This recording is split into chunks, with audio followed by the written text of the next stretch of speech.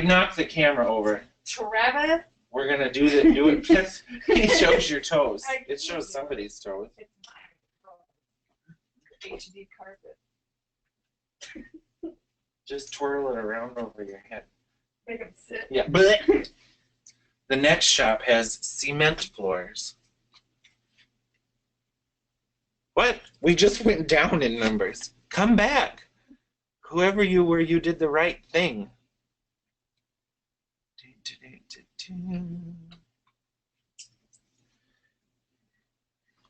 Good morning. Yes. Tracy says Rachel is the best. She is the best. I know. The hula hoop skirt for Mother Dog. Yeah. It's top secret stuff. That was a lucky show. Yeah, Travis's mom. Soon we're working on a Marie Antoinette shaped one. And then we'll make instructions. Who doesn't like instructions? I'll come stand over here. We're not moving far. We're just moving to another neighborhood. Hello. 2 more people? We got 2 more people to come. The neighborhood we're going to is Ravenswood. It's really fancy. It's nice.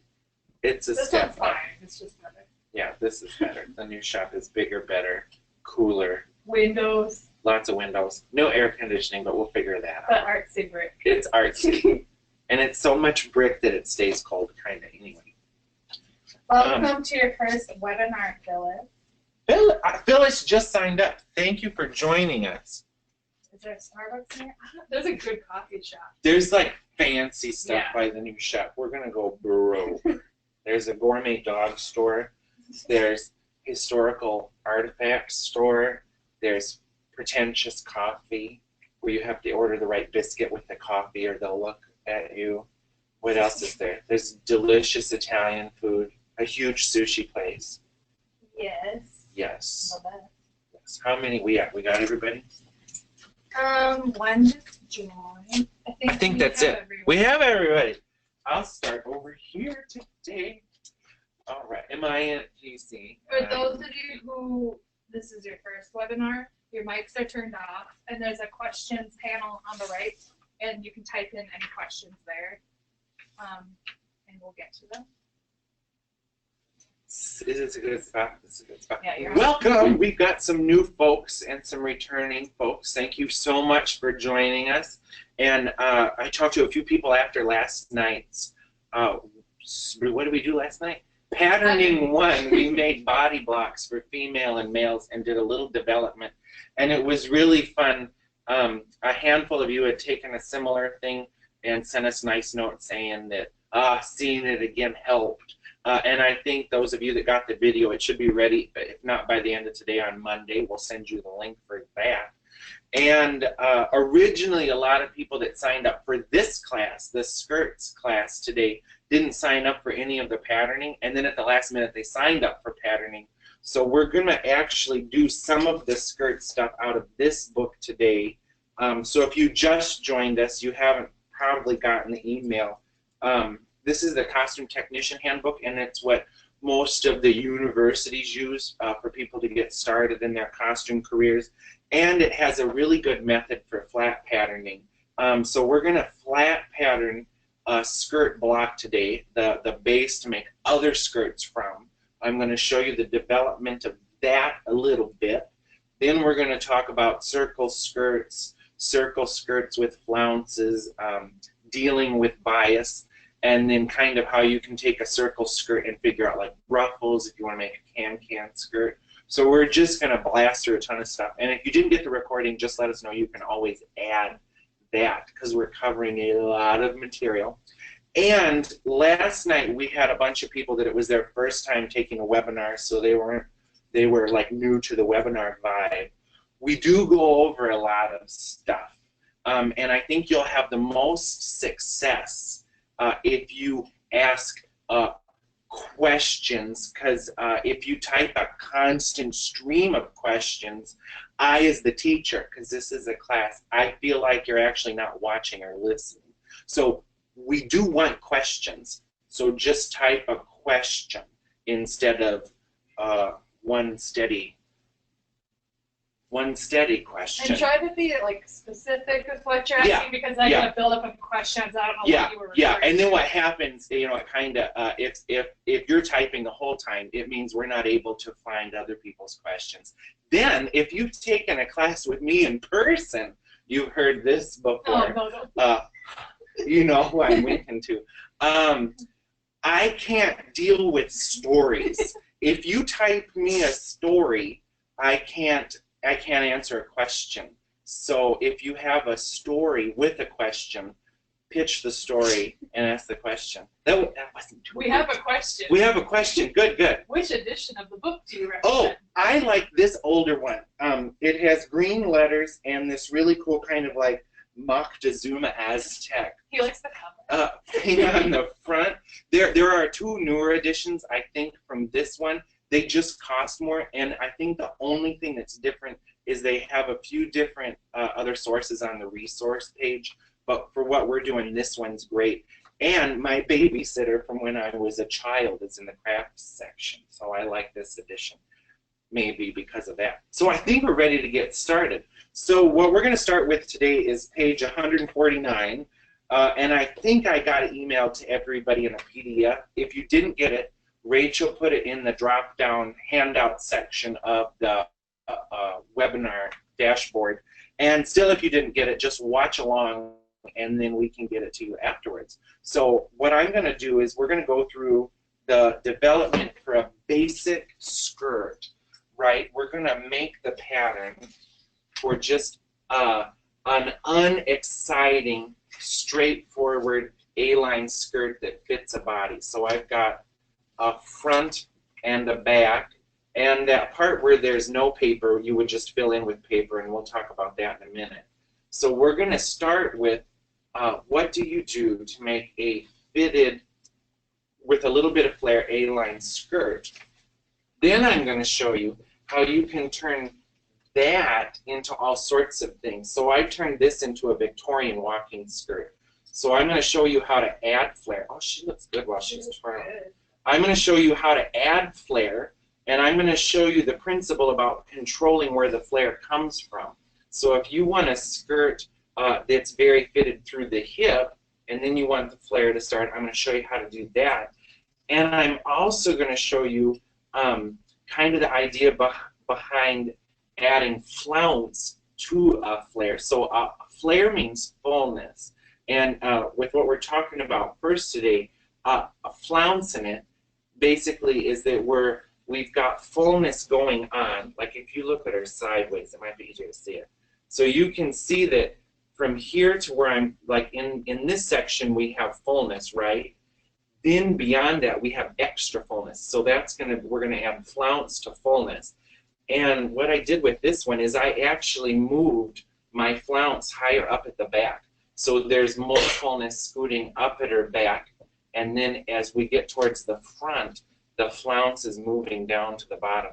And I always find if your pattern looks interesting, or if you've got some movement in your pattern, if it looks cool on the table, you're going to have a more interesting outcome. So for this Victorian skirt, having the front a little flat and the back a little full makes it naturally more appealing to look at. So we're gonna start with that, and we're doing this in miniature size. So it might throw you a little bit that some of the things in the book I'm dividing in half, because I'm making it for a size 6 dress form, but in miniature, because we won't get through the class if we're doing everything in full size for this one. So I'm going to just get started right here on my piece of paper, and we're going to measure up my girl. So it's hard to believe that this is half of a size 6, but it actually is. And I'm going to just stick my head in the wire. Welcome to a webinar. You look at the back of my head and my hands the entire time.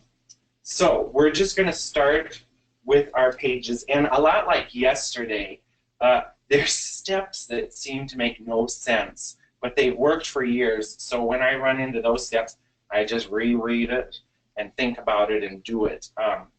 So let's start on page 149 with the required measurements.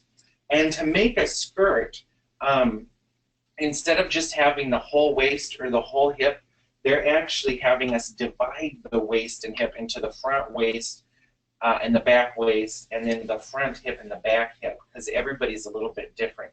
Some people, you'll end up that the front waist is the same as the back waist and the front hip is the same as the back hip. It just depends. So if your proportions or your visual is different than the book, that's okay. Then if you're not sure where you want to measure your front and back waist, I would on your person just take a piece of masking tape or painter's tape and mark it right on your human where the front and back is. And generally, I don't know if it shows on this dress form, most garments and dresses that you're buying yourself, even some pants, the front waistline is moved a little bit towards the back. And it's hard to see it on here, but she's got stitching. You can kind of see it. Her side seam is moved a little bit towards the back, and that keeps it keeps you from looking like you're tipping forward. So we're going to do the measurements required. So I'm going to measure her front waist, and all this is in the book too, so I'm going to let you later on read more about this stuff. Where can they buy half-scale dress If forms? you just go to eBay and type in half-size dress form, you'll see all kinds for men, women, kids. Some even have legs. So I'm going to measure her front waist is 6.5. I already wrote mine down. I'm going to measure her back waist is less on this one, is only from the seam to the seam is 5.5. Then I'm going to, this is a goofy one, it asks for the shoulder blade width, and I don't really have good shoulder blades. But what it wants to know, you know, you've got that like bump in your shoulder blade when you stick your shoulder blade out. It kind of just wants to know the difference between the bumps of your shoulder blade. And this girl doesn't have shoulder blades, but I know a full-size 6, it's about 5 inches. So had she had shoulder blades, I'm going to say that it's about 2.5. And this is our first weird just because measurement, the distance between the shoulder blades. But what you'll find out is like your shoulder blade often falls where a princess seam is. So this is helping us find where we would have a princess seam in the skirt. The next measurement is hip depth, and that's going to be from the waist. How far down is it to the fullest part of her butt? And she doesn't have much butt, but she's got a little butt. And her hip depth is 3.5 inches. Then the next thing it wants to know is the front hip and back hip. So just how we divided our waist up, we're going to do the same thing. So I'm going to go down about 3.5 inches, and I'm measuring from side seam to side seam. My front hip is 8.5, and my back hip is about an inch bigger too, 9.5, because she's made to like really nice proportions. Now, if you only have the person's waist and hip measurement, you could divide their waist in half and give a little bit more to the front waist and a little bit more to the front hip, and then that amount you would take away from the back waist and the back hip. So if you don't have the person with you, you can kind of fudge it a little bit. Then the other thing it wants to know is the waist floor at the front, side, and back. So we're figuring out what's the difference in her butt. So my front and side are actually 18 inches on this dress form. But if I go over her butt, to the floor to my table, it's like 18.5 or even a little bit more. So the back of our skirt block is going to be a little bit longer to accommodate for their butt. And if you're making a skirt block for a size you're going to use over and over again, you can make it to the floor. And then you can raise and shorten it. If you want knee length, it's easier to take it away. So I always start to the floor and then subtract. Yeah. Why is the butt not bigger than the front on the hip? Because we've moved this seam to the back. Why is the butt not bigger than the front? My butt is bigger than the front. My back waist is left. Well, actually, my back waist is less, but my back hip is more. Did that answer it? I don't think that answered it. Well, I'm going to keep on going, and you might have a revelation as to what's. I got it. You got it. Okay. So it's not always going to be the same because a lot of people actually the back of their waist is much tinier than their front. I sure know it is on me. Like if I was making a skirt for me, my back waist is really, really, really tiny, but my front waist isn't because I love sugary Starbucks drinks and candy. But on me, my back hip is bigger and my front hip is smaller. So those measurements will change based on the human you've got. And people that have curvier backs, you'll find different measurements too. Okay, let's get this started. So the first thing we are going to do, I'm going to get my little measurement sheet and my ruler. We're going to be down on paper here. And I'm going to read the instructions in the book partially, and you can read them along more or read them afterwards and then rewatch it when this video is ready to go. I'm going to just start with step 1, and it's a lot like doing the female or the male body block that we did yesterday. I'm going to make a rectangle, and 2 points of my rectangle are going to be half of the back hip plus half of the front hip. So we're only going to draft half of a pattern. So I'm going to just figure out what half of my back hip is. Half of 9 1/2 is 4 3/4. I think 4 3/4 is half of my back hip, and half of my front hip is 4 1/4. So we have our measurements, but the first thing we're doing is we're dividing them in half. Then the length of my construction block is going to be the back skirt length, because we want to start with something that's the longest we need, and then we're going to take away. So my back skirt length is 18 1/2. So I'm going to start with a box that's 18 1/2. And if your ruler has right angles, use the right angles in your ruler. And 4 3/4 plus 4 1/4 is 9. So that's easy. So I'm going to go over 9 inches. 18 1/2. Right? More rectangles. It's amazing how many pieces of clothing start with a rectangle. Yeah. Oh, yeah. Oh, no. Oh, yeah. There was a question, but it disappeared. Another fun way to think about patterning is like that you're subtracting what doesn't need to be there. There's a skirt here, and we're just cutting off what doesn't belong in skirt world. So that's our first block. So this is A, B, C, D, and if you looked ahead, you'll see that the back of our pattern is on the left and the front is on the right. Then this vertical line that's going to show up in between, that is half of our back hip measurement over from the AC line. So half of our back hip is 4 3/4. And then he worked in miniature. It was just awful. Okay, so now we have half of our back hip and half of our front hip. Your front might be wider than your back depending on the measurements that you've got. Now we're going to come down from the top, our hip depth. And in our half-size dress form, our hip depth is 3 1/2 inches.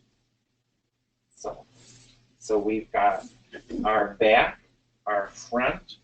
This is essentially going to become our side seam, and this is our hip depth. So I'll put in a few more letters. Say hip depth really fast. Hip depth. Hip depth. Sugar. That's the other word I struggle with. I struggle with a lot of words. Hip If depth. you know.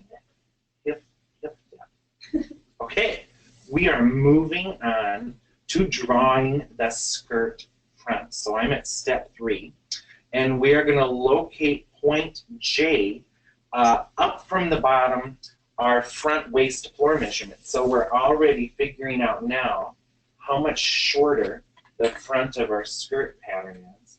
And when we, if you're taking the other patterning classes, when we do pants, some of this is going to look familiar because pants is like a skirt with legs, right? Okay, so that's point J. Then the next thing we are going to do, oh, here's a good note, right? Some people have a waist to floor measurement that's the same as the back. In that case, you don't need point J.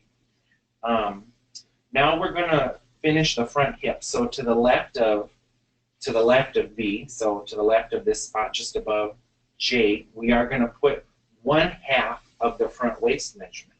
So my front waist was 6 1/2. So I am going to go over 3 1/4. For those of you who just woke up, good morning, good morning. We're in many time zones here, and that's point K. Then we're going to put 2 curves on here.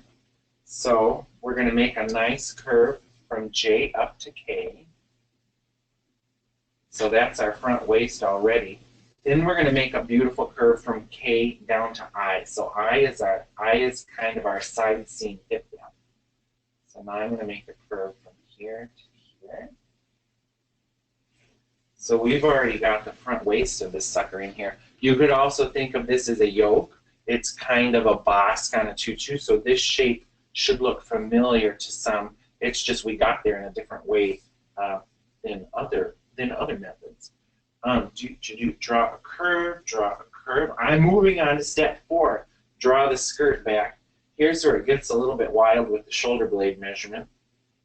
To the right of point A, we are going to mark point L at the distance of 1/2 of the shoulder blade width. So what we're doing here is we're going to be creating a dart in the back of the skirt to later add more flare to the skirt, or to leave it as a dart. So 1/2 of my shoulder blade width is 1 1/4, because I said my shoulder blade width is 2 1/2.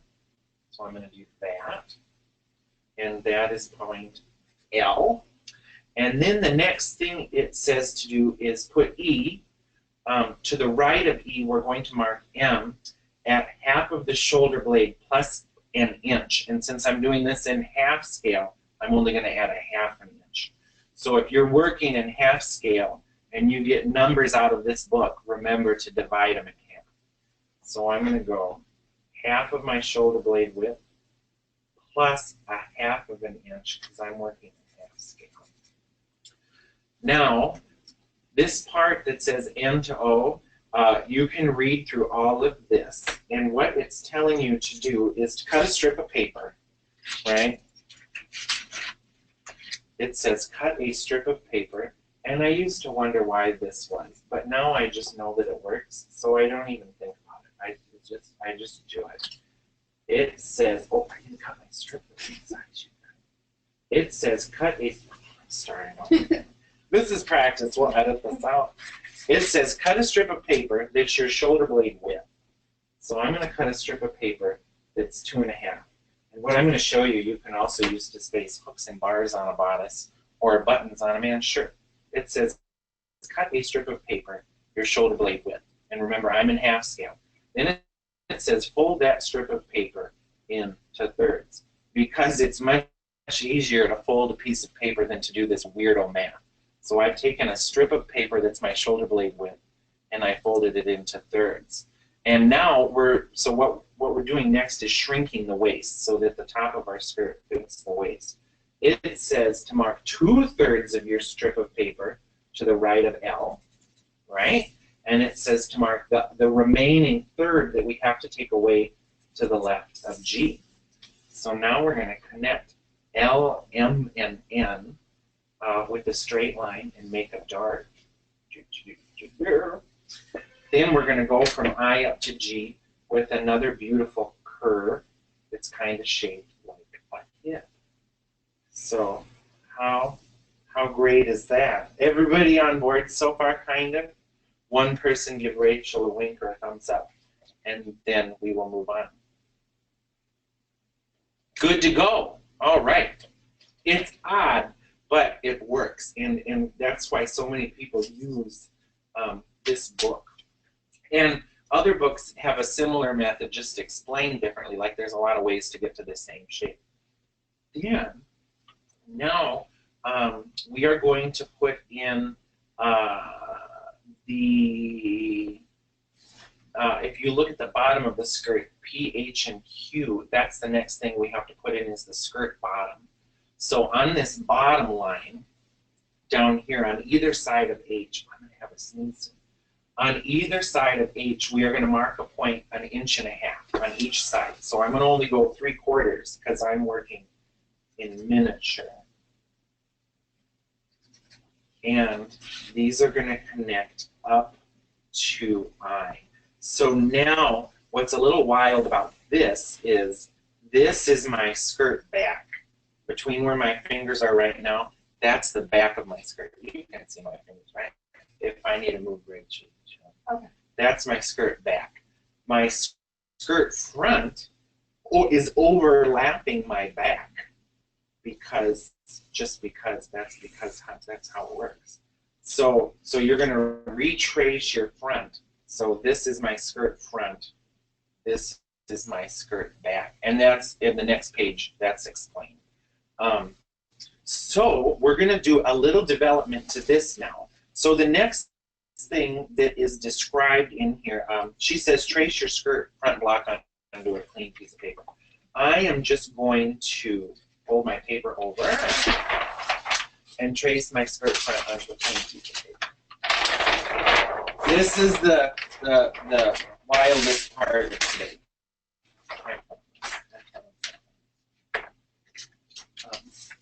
And do this over and over. Do it a few times until you're comfortable with this. The steps in this book, I've done enough times that I can just do them completely from memory now. So I'm retracing my skirt front.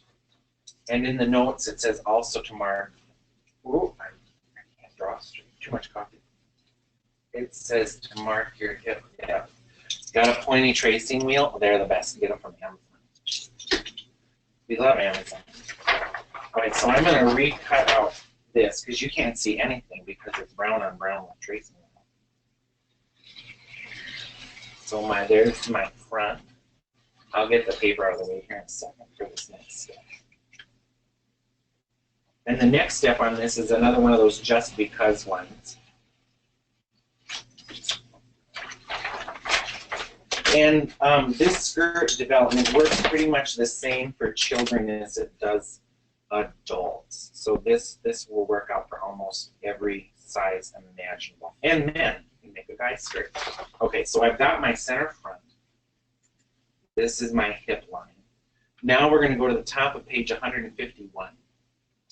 It says, what it says to do is to measure this from K to I. It says to measure K to I, and it says also to measure from I to O.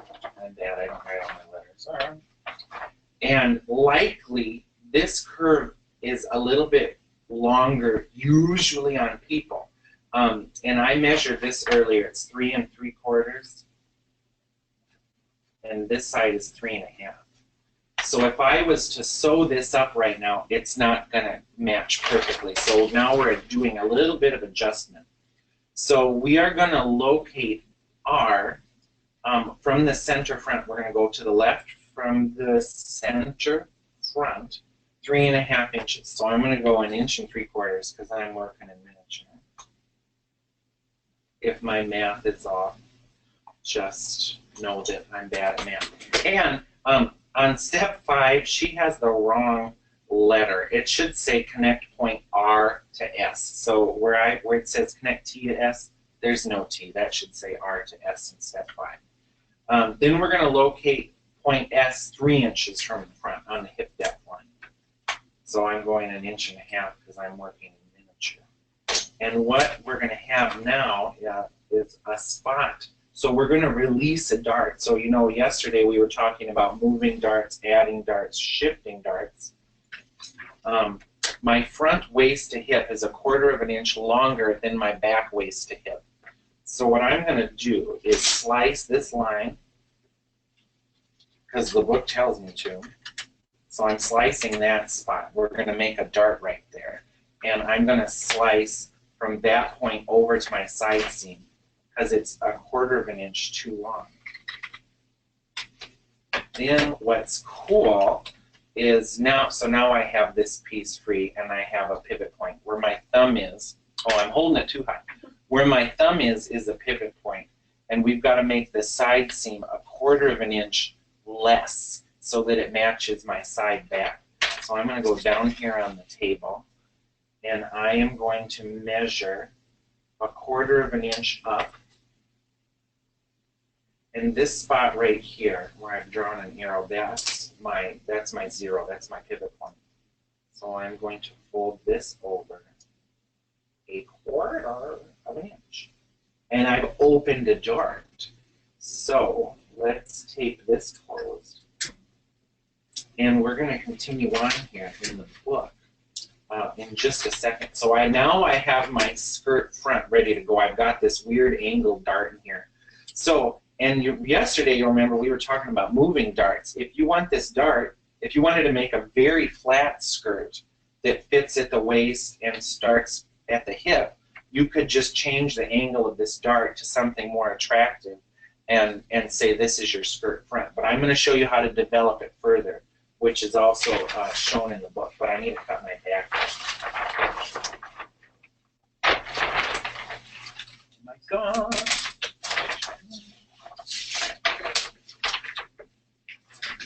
Let's see. What time is it in Australia? That's always my question in every class, because I think they're the furthest away. So I'm cutting my back. And then we're going to do some cool stuff with this. Okay. I don't need this for the moment. 1:30 a.m. 1:30 a.m. Oh my gosh. And it's tomorrow. Bless your heart.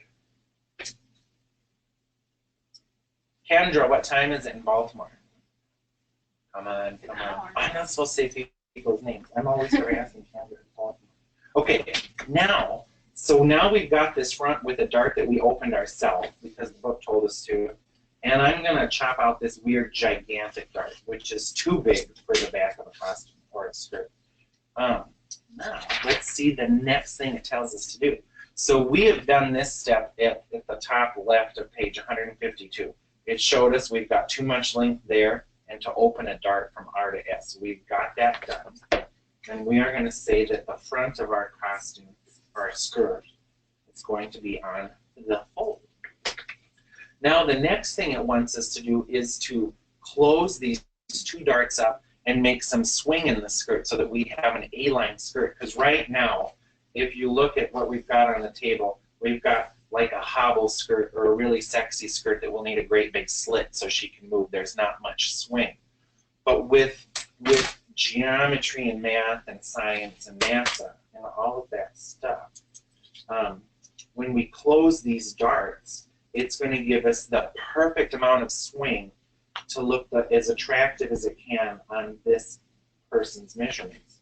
So the book tells us next to slice both of our skirts up to the dart, straight below her, straight below the dart. We're going to slice all the way up to each dart. Did I give you guys up to page 152? I hope I did. If I didn't, let me know. Then what we're going to do is close both darts with my marker. So now, are people seeing what's happening? This is magic stuff. So now we slit below the dart, and once we close this construction dart, now we have the perfect swing in an A-line skirt. Light bulbs, light bulbs. Someone had a light bulb. Good. That's good. Then we're going to do the same thing in the front. We are going to close that dart, and now we have the perfect pieces to make an A-line dress. Anything less than this at the hem, it's not going to be an A-line dress. It's going to be a little less than an A-line dress. And what do I mean when I say A-line is that when it's on their body, it just flares out a tiny bit, and they can take a step without a lot of hassle. So there's our kind of basic A-line shape. And then, of course, we're going to tape in paper below here. Does this change the grain line? So we're going to talk about Grainline here in a little bit. If I was cutting this A-line skirt out, let's look back on the table. If I'm cutting this A-line skirt out, I'm going to put my center front on the fold. That's going to be my grain line because of the straight's going to be on the fold. My back, I'm going to cut, if I was making this A-line skirt, I am going to cut my center back on the straight of grain also. And put a zipper or whatever at the back or at the side to make this fit. So here's what's going to happen then. With our straight on the grain in the front and our straight grain in the back, at your side seams, when you sew this together, I guarantee it's going to grow a teeny tiny bit at the bottom. From the front over to the side is going to grow a smidge. And we're going to be looking more, I made some samples for us to look at in a little bit. It's going to grow a little bit. So know that when you're done with this one, you might end up hemming the side up just a tiny bit to keep it nice with the floor. So did that answer that one? Now we're going to cut this into a 7 gored skirt, a skirt that's got front on the fold, side front, side backs, and center backs. Yeah. Does the original pattern create a pencil skirt, or does it still need to have the bottom darts open to allow movement? The original pattern, if you don't close these top darts up, it's really tight. It's like a Natasha and Bullwinkle skirt. Like you can barely take a step. But you could play with, because I know everybody's just going to start making sample after sample. You can play with closing this dart part way, opening the bottom up a little bit, and having an actual dart that you sew in at the top, so that you can just totally play with this. And the more you play with it, the more comfortable you'll get. And I'll admit it that I had to have a lot of failures before I figured out tons and tons of this stuff. Like the trial and error is the best way to figure out what does and doesn't work. I make mistakes. I make mistakes. Okay, so now I'm going to show you how to turn this simple thing into this red skirt that we were looking at earlier. So I'm going to just kind of, we're going to make this great big hem, right? We're going to make this huge hem. We're looking at the inside, and I serged it in white so it would show up some. We're going to make this great big hem that's fairly fitted at the waist. And I'm going to also show you how I added fullness to the whole thing, and also how I added flare, so how I added fullness beyond the fullness. If I show you the back, you can see it more. So in the back, you can see we have angle 1 coming down from the waist, and then if I hold this up, there's even more fullness coming out from the back. And once we look at this in paper and put it back on the dress form, you'll be able to make any skirt in the Harper's Bazaar magazine. I guarantee it. Within reason. So, because the economy's tight in Chicago, I'm going to use scrap paper from the floor. Did you guys hear Illinois ran out of money? We ran out of money. They canceled the lottery. Okay, so what I'm going to do now, first I'm going to get rid of this opening. So we have to fill that in with paper. So I'm going to just recut a front and a back. That does not have this big gap of paper in the middle of it.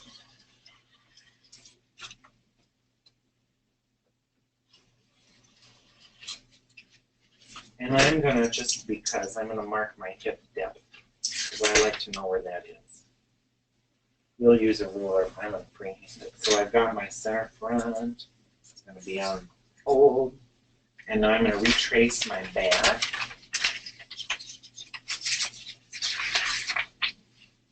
And we're going to talk more about bias and straight of grain and all that kind of stuff. Because there's more than one school of thought on this. And if you've got some costume history books, it's worth looking really closely at photos of stuff from any time in fashion history. But if you want to look at Victorian stuff or Bustle or Edwardian and any of that stuff, start looking at pictures from like 1800 to 1900 and really look at their skirts. You'll see sometimes the grain is down the center of things, and sometimes the grain is on the same edge of every piece. You can tell, especially like on striped skirts or skirts with pattern. And we're going to kind of show you some of the reasoning behind some of that. So I'm going to mark my hip out. If anybody saw Gentleman's Guide to Love and Murder, we're making a dress similar to that, but a little bit fuller.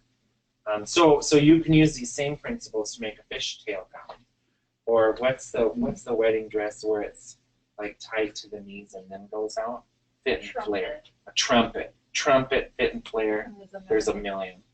So we've got our center back. Yes. Would you slash the pattern at the hip line and close the bottom darts a little to create a form-fitting skirt? We started with a form-fitting skirt. So before I closed these darts, that was more form-fitting. And you can also close these darts, right? We closed this dart that was up here. You can also close that dart, and if you want just a little less hem, all you do is fold away hem below the hip line. So you can make this block that we've got now with too much flare, you can take away some flare. Yeah. The possibilities are endless. Endless. So I'm going to show you how I came up with this red skirt that we looked at a little bit ago. I'm going to divide my front into a side front and a front first. This is the tapey part of class. And I want my front to kind of be proportionately attractive. So I'm going to just kind of figure out where halfway down my whole front is. And now I'm a designer. So when you get to this point, you're the designer. You're thinking about what is your design actually doing and where do you want seam. So I'm going to say I'm going to put a seam right here. So I'm going to draw in my seam. So we don't have any extra fullness yet. We're just kind of getting the groundwork for extra fullness. So now I have a center front and a side front. The first thing I'm going to do is put in a single notch. Then I'm going to lay my side front, I'm going to lay my side seams together, and I'm going to give myself a double notch so that I don't sew it together wrong. And just like I divided the front, I'm going to divide the back up nice too. And I'm going to just say, I'm going to make this even down the back, lay my ruler on there. So now I have a center front on the fold, I have a side front, I have a side back, and a center back. And I'm going to put 3 notches on here. So there's no way I can sew it together wrong. Now, we're going to start getting into adding fullness. So earlier we closed that dart up at the waist to add a little bit of fullness. Now, we are going to decide how far down the body do we want this to stay kind of fitted. So we're going to decide how far down from our waist do I want my Victorian tea walking skirt to stay fitted. Where's this lady from? She lives in Manhattan, and she's from a toilet paper heiress. She's a toilet paper heiress. Yeah. So I've got this hip depth line marked for our toilet paper heiress. She's with Charmin, Ava Charmin. Have you seen the toilet paper dresses? Yeah, they're so cool. They look like lace. So I've got this line on my pattern already where the hip depth is. And I'm going to say I want this to fit a little bit further down than her hip. So I'm going to just decide how much further down I want it to stay kind of fitted. And I am going to just make a mark. So I'm going to take a new red pencil. I think, does the pencil show up? We need red Sharpies. I know. We're going to get red Sharpies. I think pink or orange might show up. And also, for those of you that took Leo class and got recordings, we sent you both times we did it. When we do this class again, we will also send you that recording because often different questions come up. So when you get a recording, you'll always get the next one also. You won't get them till the end of time, but you'll get the next one.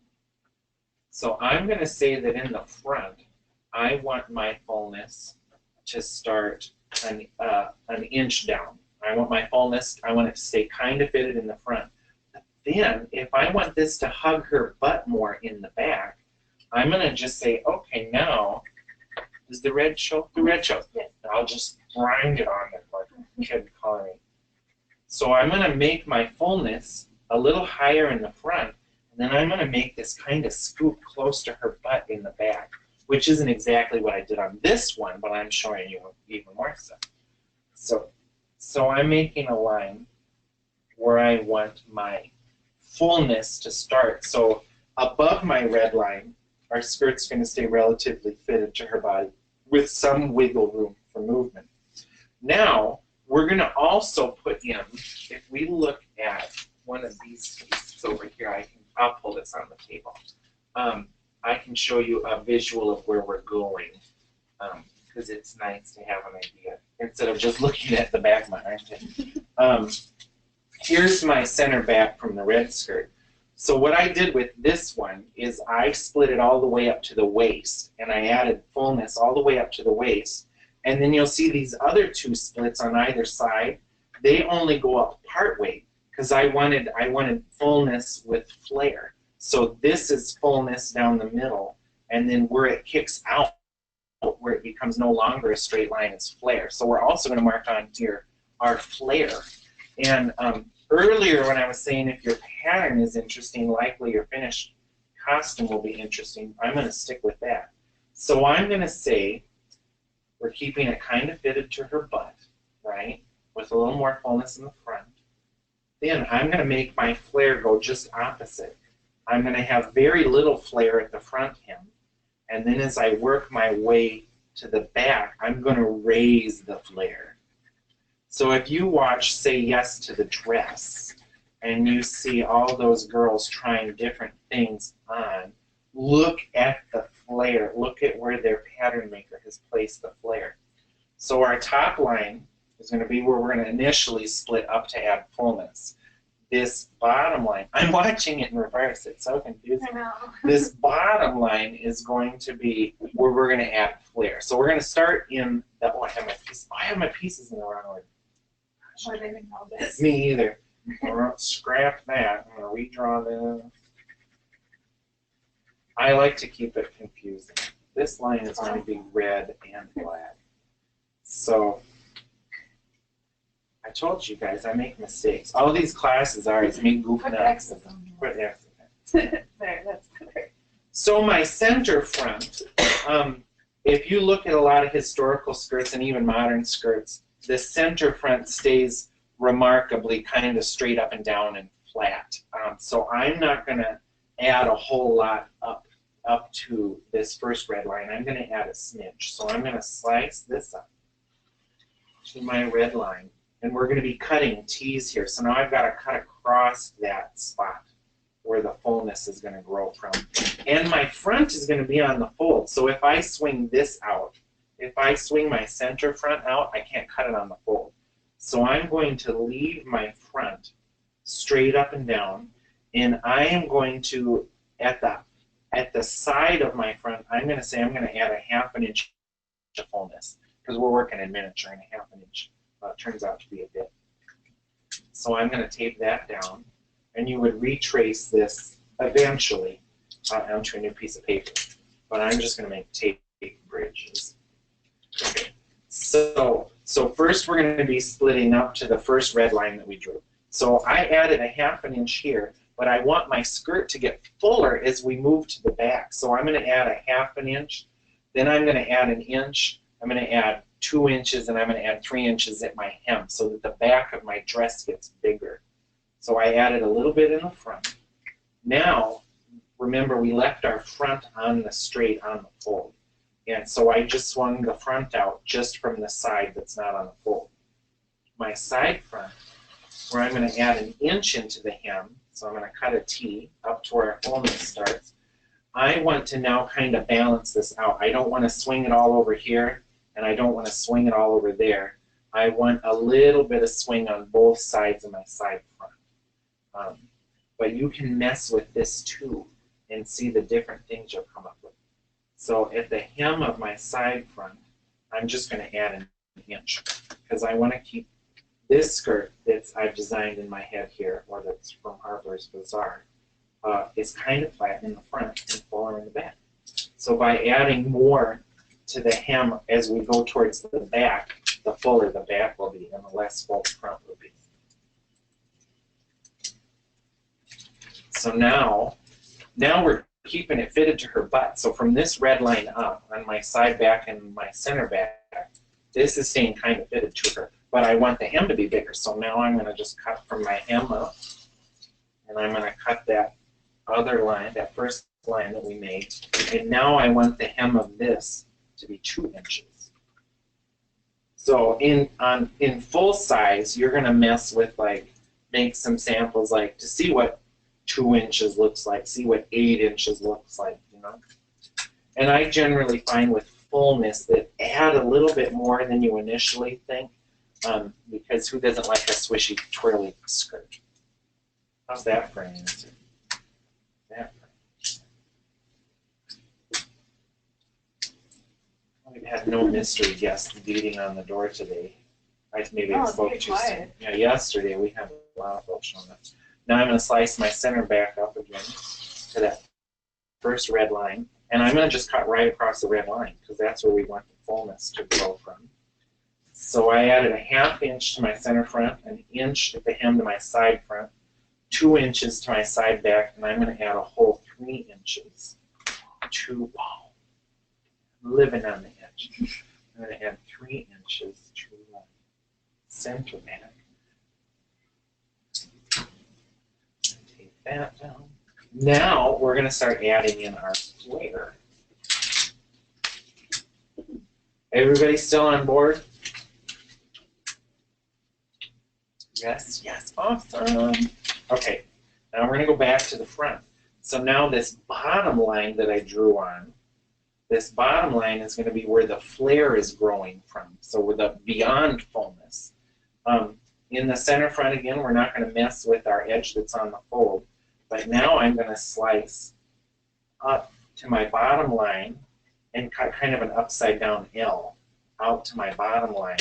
And here's where we start now to add fullness, more fullness at the hem. So I can swing this out any amount I want. And just like we added more as we went to the back in the initial cuts, I'm going to do the same thing. I'm going to add a 1/2 inch to this flare guy. But now, here's where we want to repeat some stuff on the next seam. So I added a 1/2 inch of flare right here.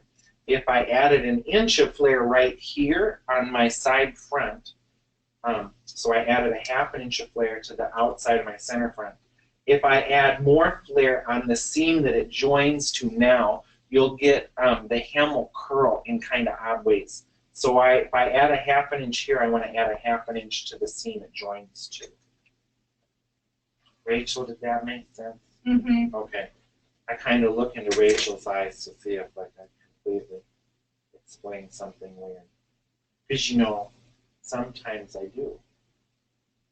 I say, I know what I'm supposed to do. Yeah. But I'm not in the class. Now, on the other side of my side front, now I can add more. So I'm going to add an inch to this side, to my side seam.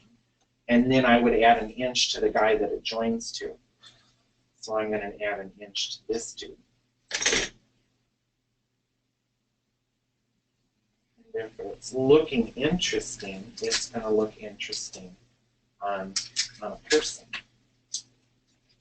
And you'll get to where you can start to see what the shapes look like on the table. You'll start to be able to assemble them in fabric in your head and just know what's going to happen. Like a lot of time when we're working on patterns, or I'm working on patterns, I'll finish something, and then if you just look at it, you'll go, we need to change that, and then it's like you've already fit it once without having to have a fit, but always still have a fit, right?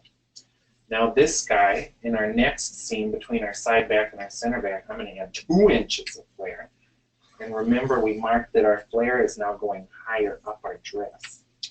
Up her dress? What's her name? Beverly Charmaine? No. What's that? What? Charmin? Charmin. Beverly Charmin. Who's the girl's name? Ava Charmin. What did we name our toilet paper bearer? I guess it's Beverly now. I think it's Beverly. Beverly Charmin's skirt. She walks in the gardens a lot. She's terrible at croquet though. So now I added 2 inches of flare. I added 2 inches of flare there. I'm going to add 2 inches of flare to the seam that it joins to.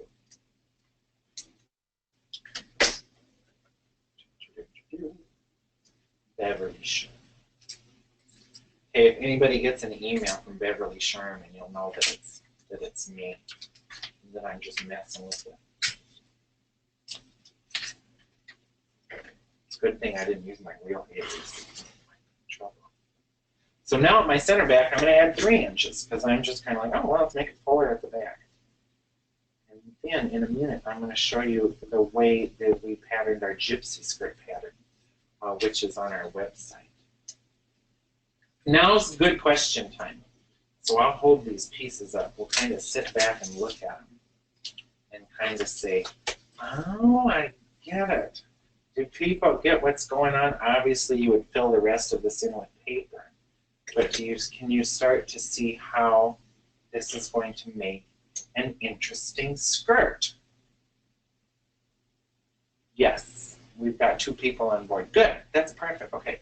Does anybody have any questions about what I just did or why right now? Because then we're gonna look at this one again, and then we're gonna put some Grainline on this one and talk a little bit about Grainline. Then we're gonna do something whack-a-chewy with this. No? It's either really early or really late. I'll have a little coffee. I found this new thing, coconut milk mocha macchiato. It's so embarrassing when you order. When I order? Okay, so let's talk about grain on this. Let's talk about grain, baby. Fronts on the fold, that's a no-brainer. You've got options now, and it comes down to what you want to do and what the look is. You could now put your grain down the center of every piece. I would find the center of my side front waist. Oh, yeah, yeah. Good, oh, good, okay. There's a delay, I think.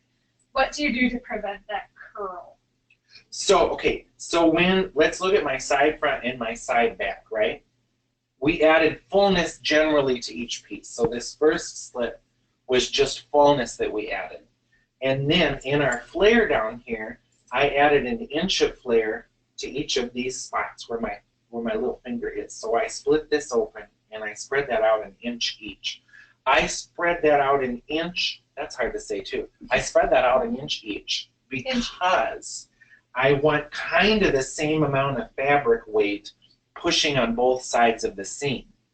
If I spread this spot out 1 inch and this spot out that's joining to it 2 inches, my 2-inch side of fabric is heavier than my inch side, and what will happen is it's going to argue with my inch side and it's going to push it over and make it roll. So even though this is in mini, if we look at my side back, I should put this back on the drum. In our mini skirt, Mini Cooper mini skirt. If we look at Beverly Champagne up here, no, Sharman. Beverly Sharman. She's ultra fun. Get it? If we look at our mini skirt up here, you'll see that the flare I've added in, it either wants to just lay straight down on the inside, it wants to either curve to the inside, or it has the option to curve completely out.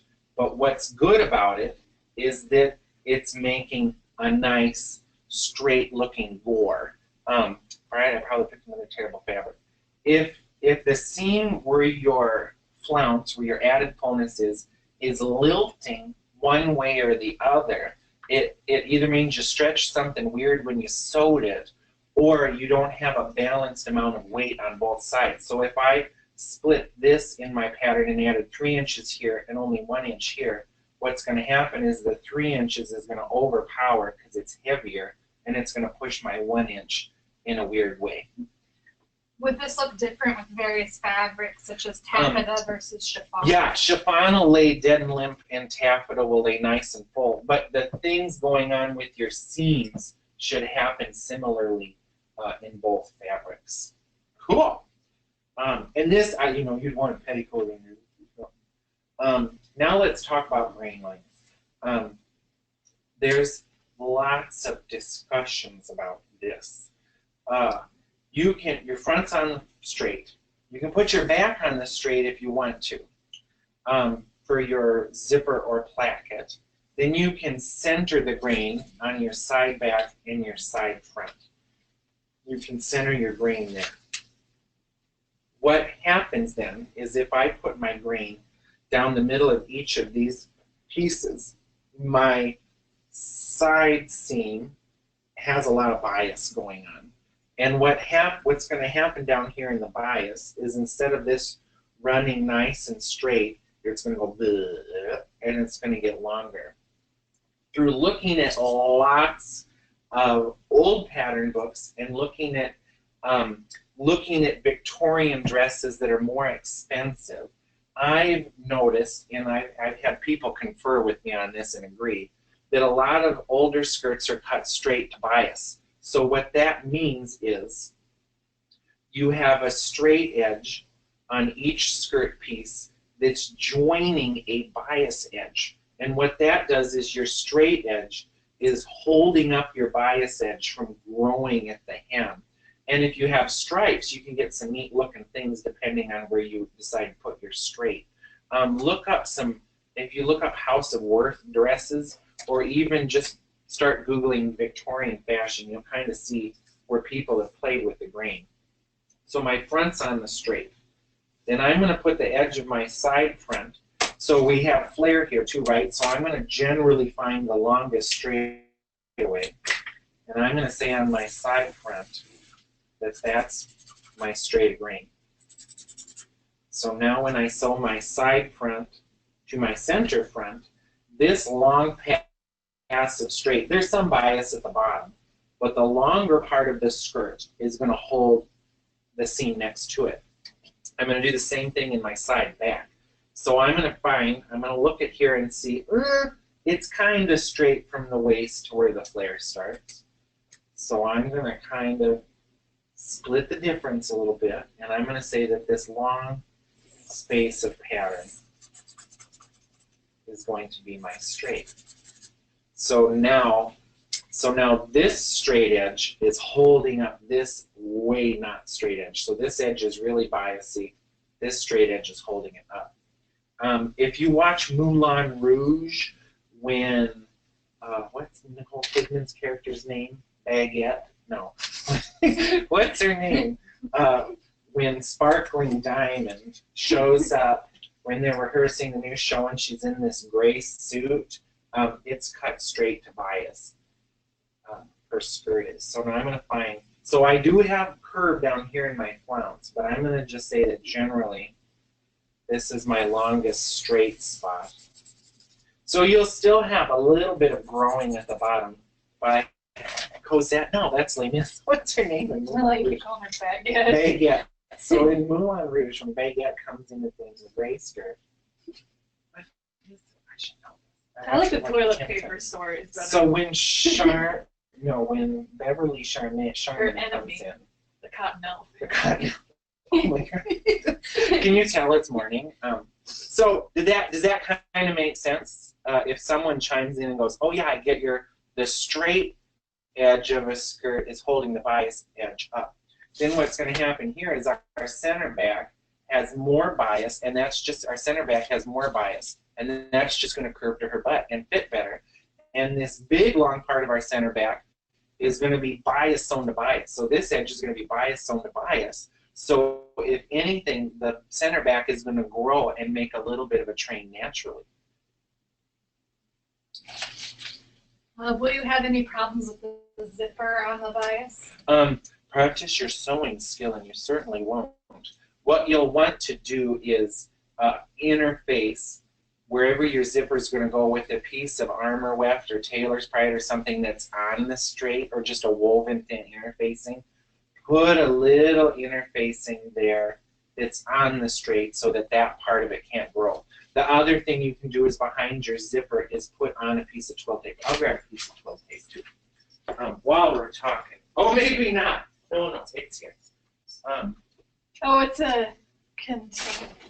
I'll use a piece of bias tape and pretend it's 12. Oh, here's some. I got some. This will tie into other skirt methods because there's more than one way to assemble everything. So if I have my center back with some bias going on, if I'm a really good cutter and I'm trying to impress people, I'll mark it to my fabric, before I cut it out, I will hand base a piece of twill tape along the edge that's going to get the zipper.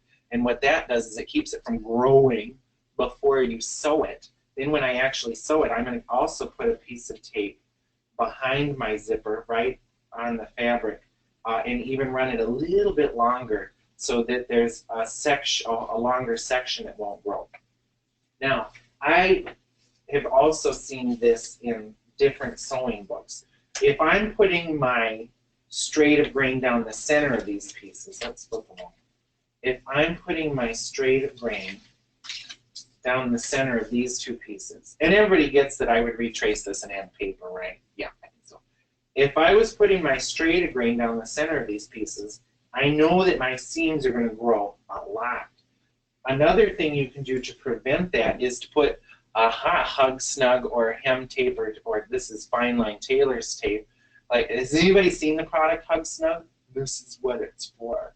You would measure this seam of your skirt that's biasy. You would measure this edge with Hug Snug or thin tape. Some people even cut the salvage off of their fabric before they cut their fabric out and save the strips of salvage. You could put a tape into your seam when you machine sew it, and that tape will keep that seam from growing, and then you won't have weird stuff on your hem. Yeah, I think that answers it. That answers it. All right. Now, spell the tape name, please. The tape name? Hug Snug? I think so. Oh, this is fine line tailor's tape that I've got right here. This is from B. Black and Sons. I think they're in LA, they're in California. But you can also get an even better product that's called Hug Snug, H-U-G-S-N-U-G, Hug Snug. That's thinner, and you can get it in like a billion colors. And what that is it's tape that goes in seams that you don't want to grow. Or like, you know, if you're making a boat neck, right? I've seen lots of boat necks at H&M where they've cut the boat neck in the fabric in Bangladesh or China or wherever they're making the shirt. And your boat neck looks good on you day one, and then after you wash it, it's just a total train wreck. It's because they needed to stitch into the boat neck a piece of tape. It's the same length as the pattern piece. How's that for white on white? So if you've got a boat neck and you put in a piece of fine tape in this edge, it will keep your boat neck from growing. And even if you say, I straight stitched it and under stitched it, it's going to grow, I guarantee it. Okay. Let's do one more whack-a-chewy thing with this. And I'm going to cut out and serge a little tiny thing together. And then we're going to talk about circle skirts, flounces, and more Godets, stuff. oh my. Godets, oh my. Oh yeah, we'll talk about godets. We'll put a godet in a skirt piece. And we're going to talk a little bit about ruffles too. I am going to take my side back and my center back in this one that we just pretended, and I want to show you something kind of neat. I need a piece of paper, and what I'm going to do, this we even looked at kind of in the leotard 2 class when we were making dance dresses and leotards. So I know this is hard to see because I'm putting brown on brown. We're going to invest in some white paper also. What I want to do, I'm going to just serge together a center back and a side back, but I want to show you how you can make mega fullness, like tons of fullness at a side. You know, like ballroom dancing fullness or carnival fullness, or what's something else that's really fall? Fullness, fullness, fullness, fullness, fullness. I only grabbed Ben's terrible pen. Okay, so what I'm going to do, right, here I was swinging, I swung out flare. I am going to just swing out mega flare. So I'm going to first, with my Sharpie, draw my other skirt pieces on the paper so you can see kind of what's going on. And if anybody has bought and made our gypsy skirt, they'll know that it takes miles of fabric and that it weighs a ton. And if your dancer complains about a heavy skirt, say, I'm sure there's 400 girls that would love to have your job. That's the bitchiest thing I'll say today, right? Oh, it's a bitch. Okay, so what we've got now is just our side back skirt that we were messing with. Now I am going to pin my pivot point into the table. And I'm going to just swing a ton of fullness up along the side of my skirt. So I'm going to just hold my marker, maybe sometimes it's where the edge of my paper is, and check this out. I am going to just continue around. This is live TV. To where it almost joins the side seam. Ah! Is somebody excited about that? I don't know. So, do you see what I have just done? I have made all of this crazy, insane fullness in my skirt piece. So now we have this really awesome side back. And we're going to sew this together here too. When I go to Surge is a good time to type in some questions, and then when we're back at the computer, we'll answer. So now I'm going to do the same thing with my seam that joins that. Here you're going to have lots of fun stuff to hem because you've got all sorts of growy opportunities going on. And then too, you know, I always, when we're making stuff, or I'm designing stuff, or making stuff for other people, I always think about like, well, does this need a seam to make the bias act better? Or do I really want no seams and we can just figure out that we've got to hem it every night for a month? So it's a balance between figuring out what's practical and what your design is, because every design kind of has different requirements. And do you have some poor person at the theater who can hem your dress every night? You know, sometimes you don't, sometimes you do. So now I'm going to do the same crazy swing with my center back, and then we're going to put that seam together. What size skirt are we making? Is this for human? This is a size 6 floor-length skirt, but I'm just working in half scale. So if you doubled what I've got here, it will fit a size 6 lady. So I'm going to just mark in parts of my skirt here. This is my center back. Then we'll make a skirt piece with a godet. Okay, so I have my flare, right? I'm going to just take my marker now and swoop. I'm not on the right end. Live TV. And I'm going to swing my flare out until it almost joins back to the skirt. But I need a little bit of seam allowance. So I'm going to stop it about right there. So that's where my seam was. Oh, the floor is thick with paper to dirt. This skirt is for the meaner cousin of Beverly Sharman.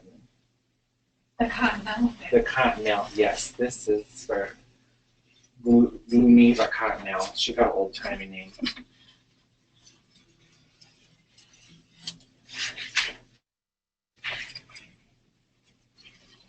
Sponsored by Sharman. Sponsored by Sharman. All right, so I'm going to cut this out here, but let's look at what we've got. We now have, this is our side back, and this is our center back, and this is going to join together, and then we're going to have all this wham fullness going. Which fabrics would be best for a skirt with this much added flare? Something lightweight, like Georgette or chiffon, but it also looks pretty darn cool in taffeta. So a heavier fabric is going to keep more fullness at the hem naturally without having to have a bunch of stuff underneath it. Where a lightweight fabric, this fullness is going to fold up more, and it's going to lay more hidden until they start to skim. It's just take into consideration, like, who's wearing it, and do you think she can pull it off having something so heavy? I'm going to get a better rotary cutter because I know that. Carol Klinko, everything's in drawers. Oh, we're not supposed to say people's names. Carol. Only when they ask embarrassing questions. Yeah, it's only Kendra from Baltimore.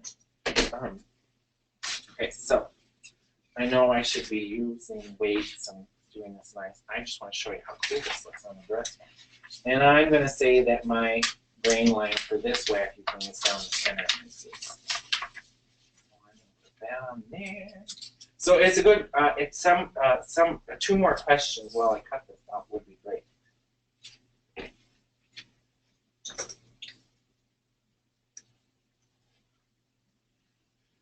Oh, that's a good blade. I still need new tabletop. I'm just eyeballing a 1/4-inch seam allowance because I'm serging this. And I've got to cut all the way down to my slit, and then I'm adding a little bit of seam allowance. So I've got my side back now. Mercy, that was a good rotary thing. So I've got my side back, and then I'm going to cut out my center back. I almost knocked the camera out. What's the best way to figure out how much fabric these weird shapes are going to be? You know what I do is I make them in quarter scale. If I was making this pattern, I would start out dividing all the measurements by 4.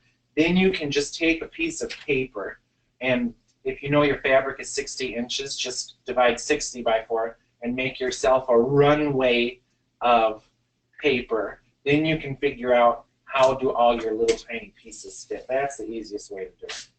Or measure your biggest piece, you know, length and width, and then go from there.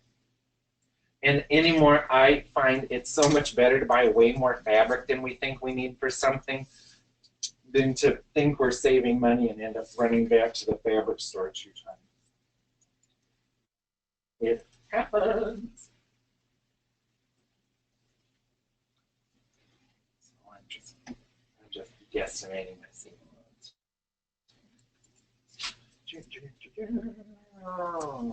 Oh, a nice blade. A nice blade. We flipped my man over yesterday. Everything is like brand new. Actually, we're going to do the Godet chunk at the same time before I go to the surgery. So this is going to be my center back. And look at all this luxurious wow factor that's going to be hidden in my seam. She's coming up. Or hate it. I also find, too, working at the big companies that often, if a girl really knows her stuff, like Mercedes in Don Quixote has a huge flamenco dress, if they're good, they will actually like the weight of the dress because it helps them, it actually helps them move, and it helps them move even more dramatically by having a little bit of weight. Okay, so now what's a Godet? G-O-D-E-T. That means that it's a piece of fabric inset into fabric. A Godet is a chunk of fabric inserted into a seam. So I'm going to cut out my side back. If you think about bell-bottom pants, when there's a piece of fabric inserted into the outseam of bell-bottoms, that's a Godet. So what I'm going to do is I'm going to say that we're going to put a Godet. It can go in between seams, or it can go into a seam, or into a piece where there's no seam. So I'm going to say that I'm going to put a Godet that big into my side and back. So I'm going to cut out one more piece of fabric with a slit in it. So I'm adding hidden fullness in a Godet.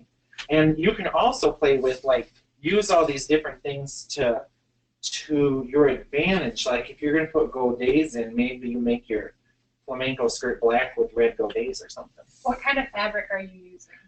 This is double-sided iridescent silk taffeta. Are there fabric shops in the Chicago area? We have yes, we have Fishman's Fabrics, which is very expensive. Well, it's not very. Compared to New York, it's cheap. We have Fishman's Fabrics, which has gorgeous stuff, just scrumptious, luxurious laces and silks and some pretty pricey stuff. Then we have our favorite place to go to is Discount Textile Warehouse, and they have a lot of stuff that you see in New York and LA for much, much, much, much less. And we also have another place called Rainbow Fabrics, which we really, really enjoy. Come to Chicago and go on a fabric shopping trip. So now I'm going to insert a half circle into my godet.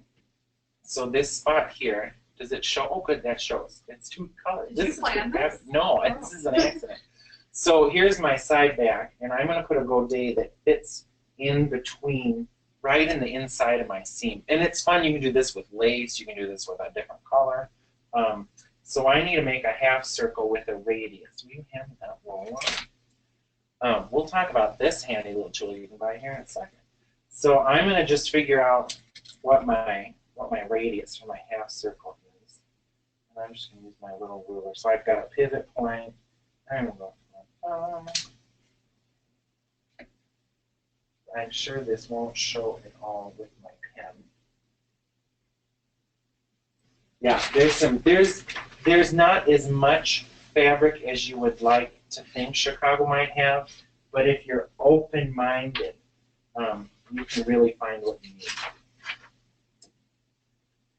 So I'm just, this doesn't show it all. I'm just making a half circle.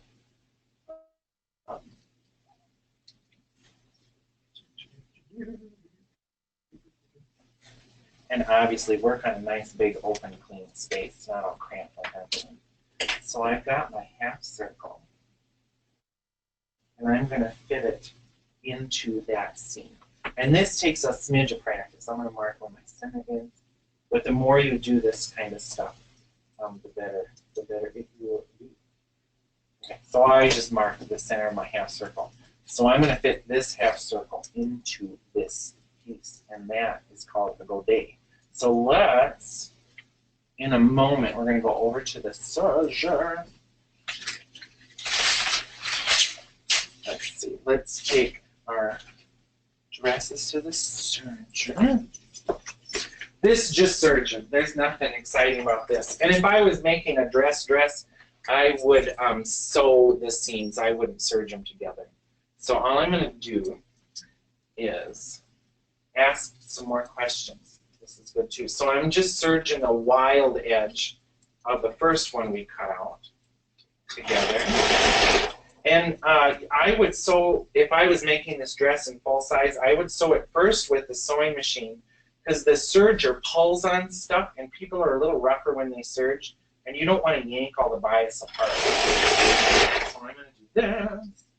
And I'm going to line up my weird intersection here. Is there a trick to sewing the top point of the godet in?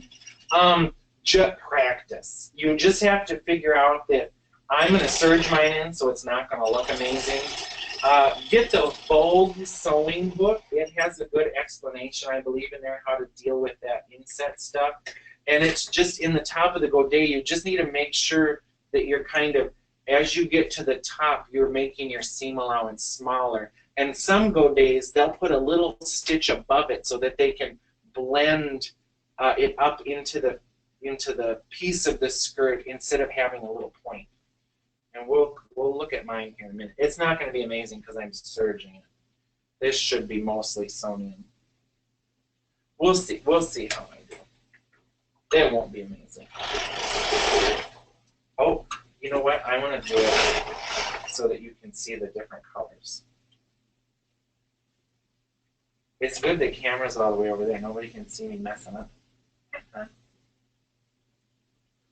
then we're going to look at some chiffon stuff in circle skirts.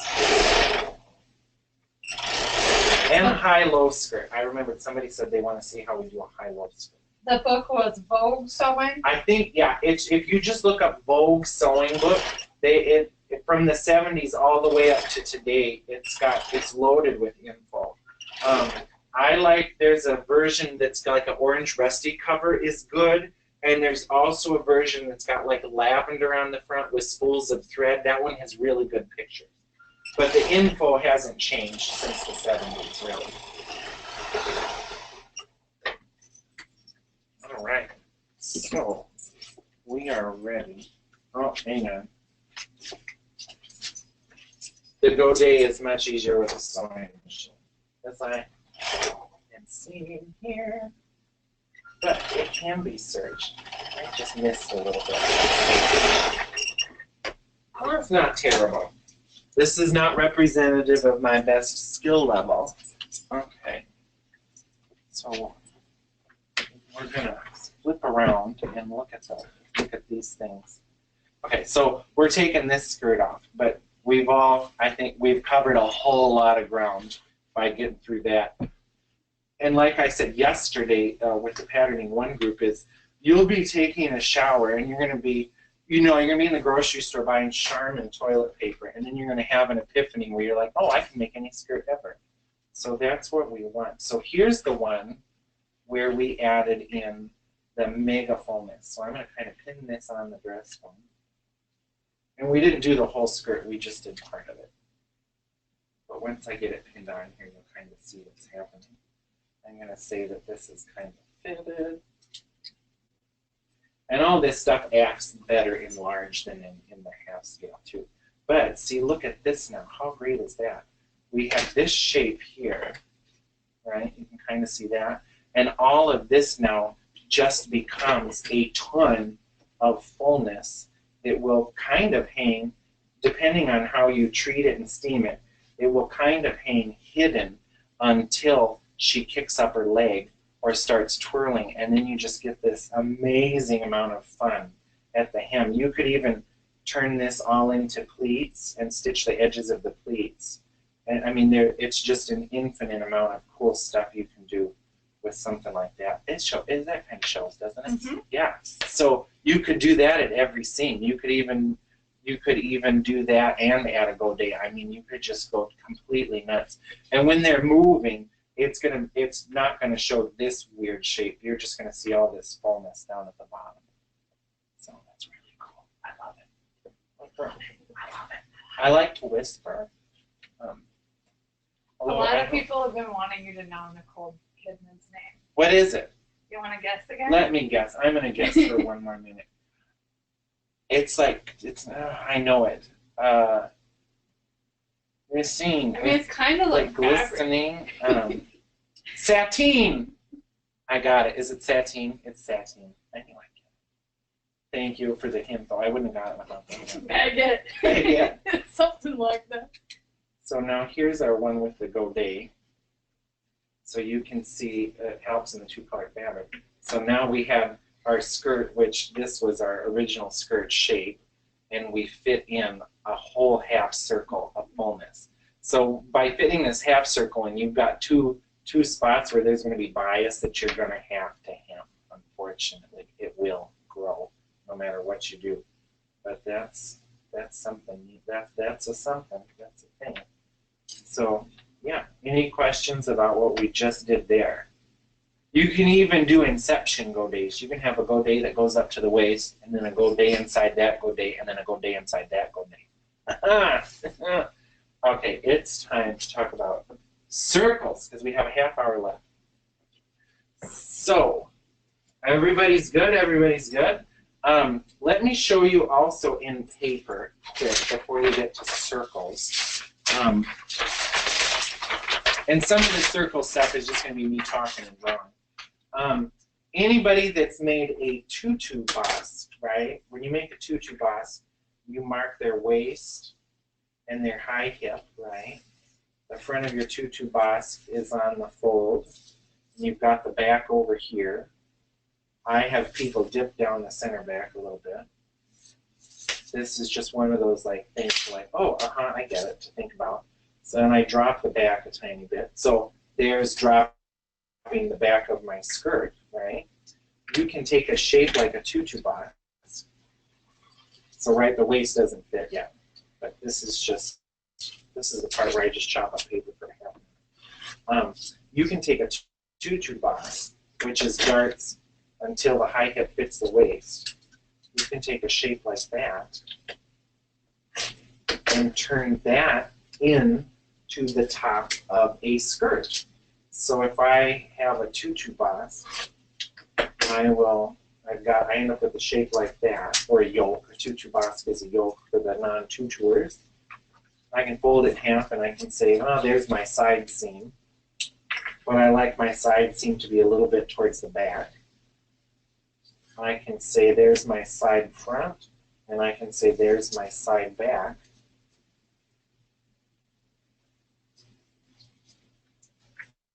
Then I can cut these apart, and I can say this is my groundwork now to add length to make a skirt.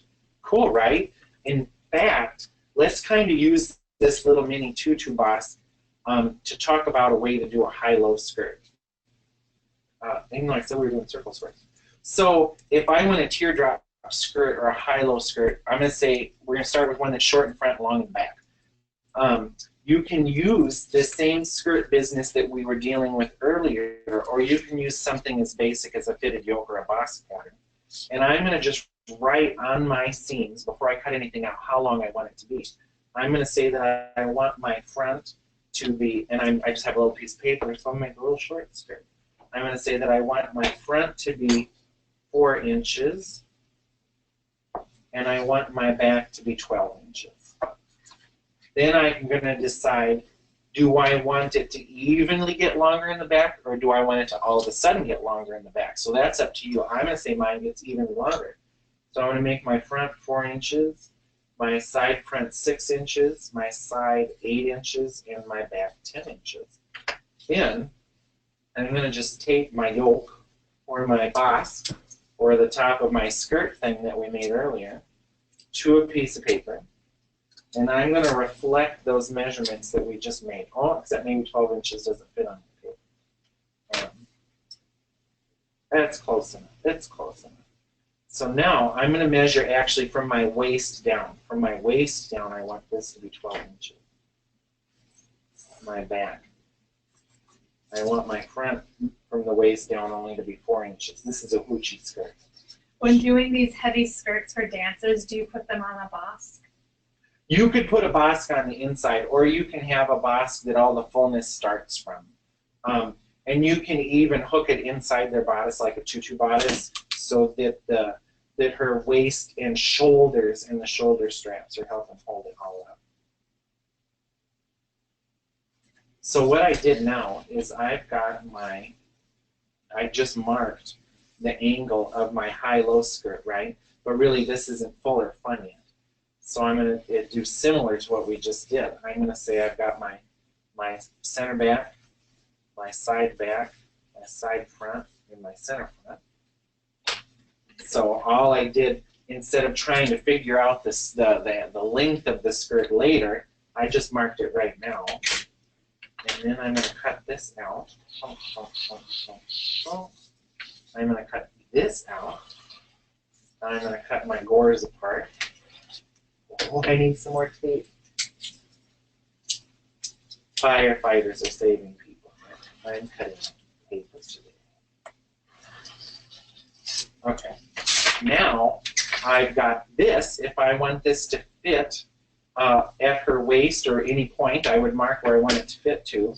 I'm going to say it's going to fit an inch below her waist. Then I'm going to do the same kind of thing we did earlier. I'm going to just cut this up and spread it and add whatever fullness I want. So that's a very easy way to make a high-low skirt. If you wanted it to be asymmetrically high-low, if you want it to be highest on her right side front and lowest on her left center back, you would actually make a mirror of all the pieces. You have to make all your skirt gores, mark your whole hem, and then cut them apart. So does this idea kind of make sense to everybody, how I just change the length of my hem really easy? Light bulb. Light bulb. So you can apply this to more than one way to make a skirt. You can, if it's going up to her waist, I'll show you on a piece of paper. So I'm not going to do, so I'm going to just continue to split this. Now I have a dress that's evenly high, it's an even sweep from short to long. I've used just even math. If you're making a high-low skirt that goes all the way to their waist, you can do this even easier. So you can say, here's my waist. So again, I'm working in tiny. This isn't any human size. I can say, here's my waist. So I don't even have to take away the waist because my skirt's going up to the waist. So I can say, here's my waist. I can say that I'm making a 6 gored skirt. So I'm gonna put a seam in the front. My center front's gonna have a seam. I've got my side front. Actually, this becomes, well, you know what? I'm gonna make it easier. I'm gonna say that I've got a front on the fold and a side front and a side back and a center back. Right? I know this isn't perfect. So you can just take a rectangle, then draw in your hem. So if you wanted a skirt that's long in the front, short at the side, and long in the back, I would start by drawing something like that as a rectangle. Draw in your whole hem. We get it, we get it. I know. You can do that. Then, now you're just going to cut and spread all this stuff open, and you're going to have a better time getting your high point where you want your high point and your low points where you want your low points. Then you just split the difference because you're going to end up with different peaks and valleys when you spread this apart. So when I spread my back open, now I'm just going to blend this. I'm going to blend this bottom curve together. So that would make a skirt that's long in the front, back, and short in the sides. Let's talk about circle skirts now. Oh, we got to talk about circle skirts quick. And then if we don't get to showing how we put ruffles on a can-can skirt, how we divide that up, we can make a short video, or we can just kind of talk about it on a circle skirt. Let me get my circle skirt pattern from the back.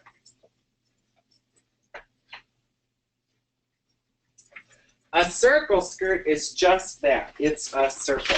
So I just drafted a half of a circle that's half of my waist. So if I'm making a full circle, half my waist plus half my waist equals my waist. And we've got this nifty little thing that we sell in our online store. And what it is, oh, that kind of shows. It's gores. What it is, it has a row of pivot points and then rows of measurements.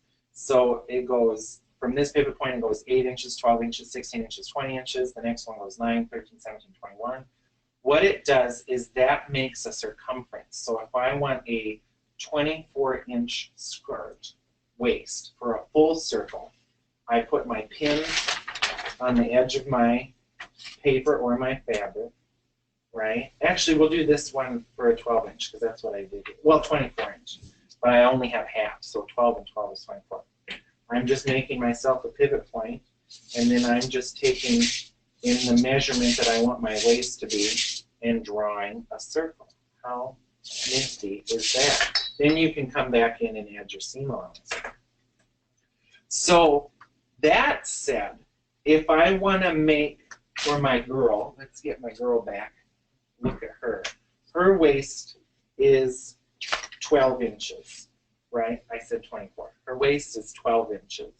If I want to make her a half circle skirt, I have to double it. Does that make sense? So if I want her to have a half a circle and I only draw 12 inches on my ruler, it's not going to fit her waist, right? If I want to make her a half circle skirt, I actually have to mark out 24 inches because these numbers make whole circles. Does that make sense? Did everybody get that right away? Any questions about what I just did there? No. Good. Awesome, awesome, awesome. The other way we use this gizmo is it's got a loop in the bottom to put a ribbon in. So if you know what the waist is for your circle skirt pattern, I'm putting a little loop in the bottom. If you know what the waist is for your circle skirt pattern, and you know how long your hem is, you're just going to draw in your waist, which is what I had done here. Then take a tape measure from your drawn waist. You wouldn't measure your hem from the pivot point. You measure it from the end of your pattern or the end of your fabric. We just do this a lot of time right on the fabric. So then you would say, oh, I want my hem to be whatever amount long. So measure from the waist down to where your hem is. Then you just stick your pen on that part of your ribbon, and then you can just use that to draw the other part of your circle.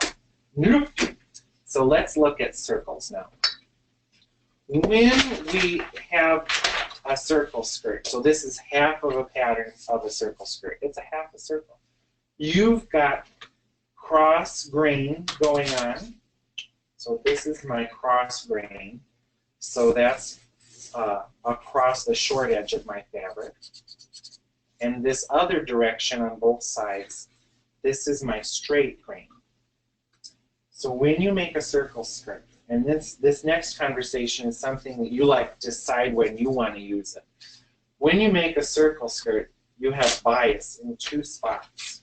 Well, you have bias in 4 spots. In our half circle, you have bias there, and you have bias kind of here. Get out of the way. What's going to happen is your fabric, no matter what fabric you use, at the edge of your bias, it's just going to grow and grow and grow and grow. So let's look at that. It's time to look at the little girl here. She has a few versions.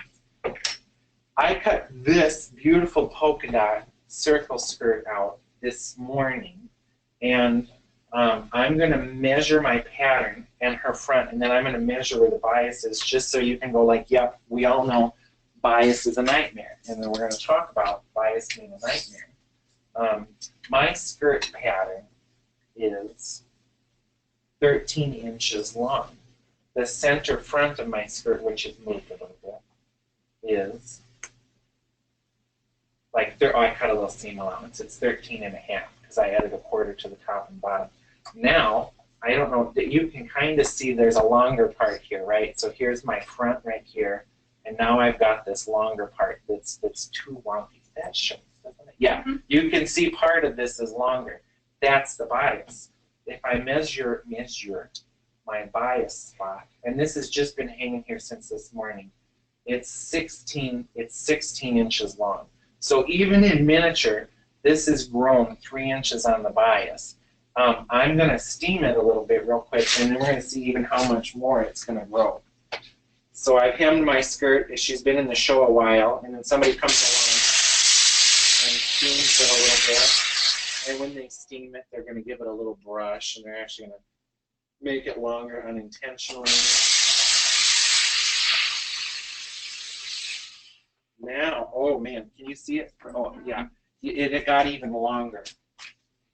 So now what was 13 inches is, it grew to what, 15 or 16? Back her up. Back her up a little bit. It's actually now 17, the longest part. That's actually a little bit longer. So hanging on its own, it grew 3 inches, and then after we steamed it, it grew another inch. If we left this overnight, and I think I will, and then I'll just put a post up tomorrow how much it grew. If we leave this overnight, it's going to get even longer. I cut a circle skirt in chiffon. We're getting there. What happens is some people say the right thing to do, and here's kind of a difference between costume and fashion. Sometimes in fashion, they say to cut your bias pieces and let them hang out and then re-hem them. You can also cut a skirt like this and put it in the shower with you for a couple days so that the steam can drag it down. Some people will say to pin weights on the bottom, to pin weights on the bias to drag it out. And you can already start to see what happens. The more the bias pulls out, the flatter the sides gets. So the side of my polka dot skirt, the weight of the bias has completely flattened my side out. And my front, by the nature of the bias, my front is getting fuller and fuller and fuller. So every time that you hem this, or every time you cut off from the bias, what's going to happen is the side gets flatter and flatter and flatter, and the skirt starts to look more and more crooked. We had a couple Edward Liang ballets at the Joffrey that had giant Georgette circle skirts, and they hemmed them every performance for several years. And now I eventually recut them in a way I'm going to show you. But what eventually happened is the skirts on the girls were completely fitted at the side with this sad little bit of fullness in the front. Because every time you cut off that bias, you're taking away real estate. Let me cut off the crooked part of the back. Where's it the longest? That's the crooked part. So if you think about your garment as having real estate that needs to be there, for me to even out my hem in the back, and this girl's in knitting, to get my hem straight in the back, I had to cut off a considerable amount. Tomorrow I'll have to cut off more. And when you take every bit of real estate you take away here is actually distorting the straight and cross grain parts of your garment until all of a sudden there's no fullness at the side. Some books, and I've read, we're involved with several sewing groups. I read one that pops up every now and then where someone is suggesting to cut a skirt with 4 gores. They say cut your instead of cutting a whole circle, to cut 4 gores. Well, then what they show in their diagram with their 4 gored method is that the front is on the straight and that the side seam of your skirt is on the cross. Those don't stretch, and you still have bias growing where the bias is. Ugh. So here's a sample of that. I cut 2 different colors. My front is on the straight. My side is on the cross, right? So I have 2 straight edges.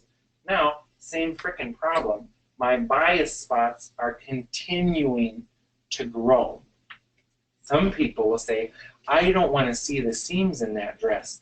On stage, you're not going to notice. And if you put your seams together with the intent of there being seams, people are only going to see a beautiful skirt. So what a solution is, and this kind of goes back into the Victorian skirt we made where we cut it straight to bias, is to actually cut 8 gores.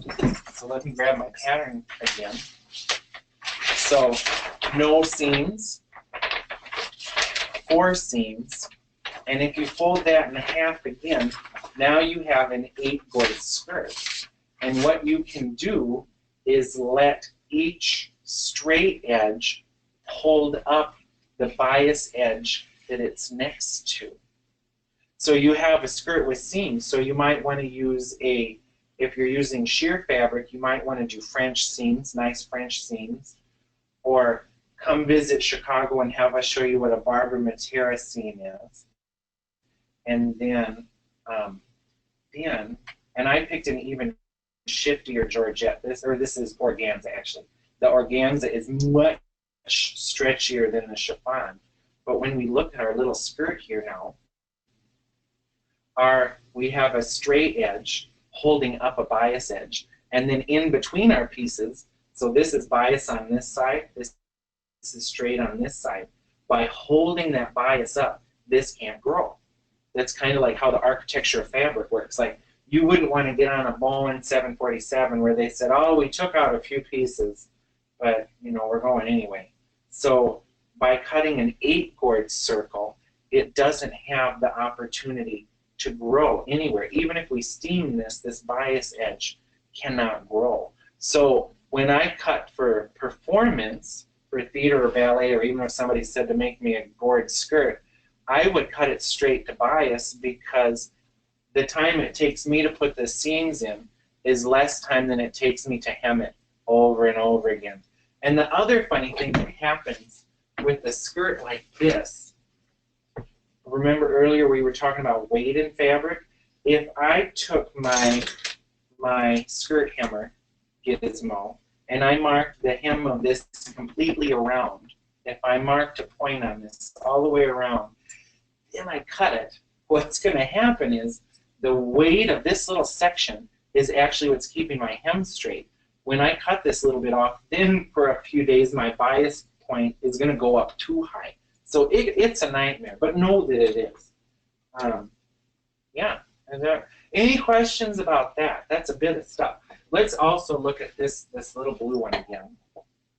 So when you make your 8-piece circle, you need to mark the middle of each piece. So if this was my pattern piece for my 8-piece circle, I want to know where the center of each seam is.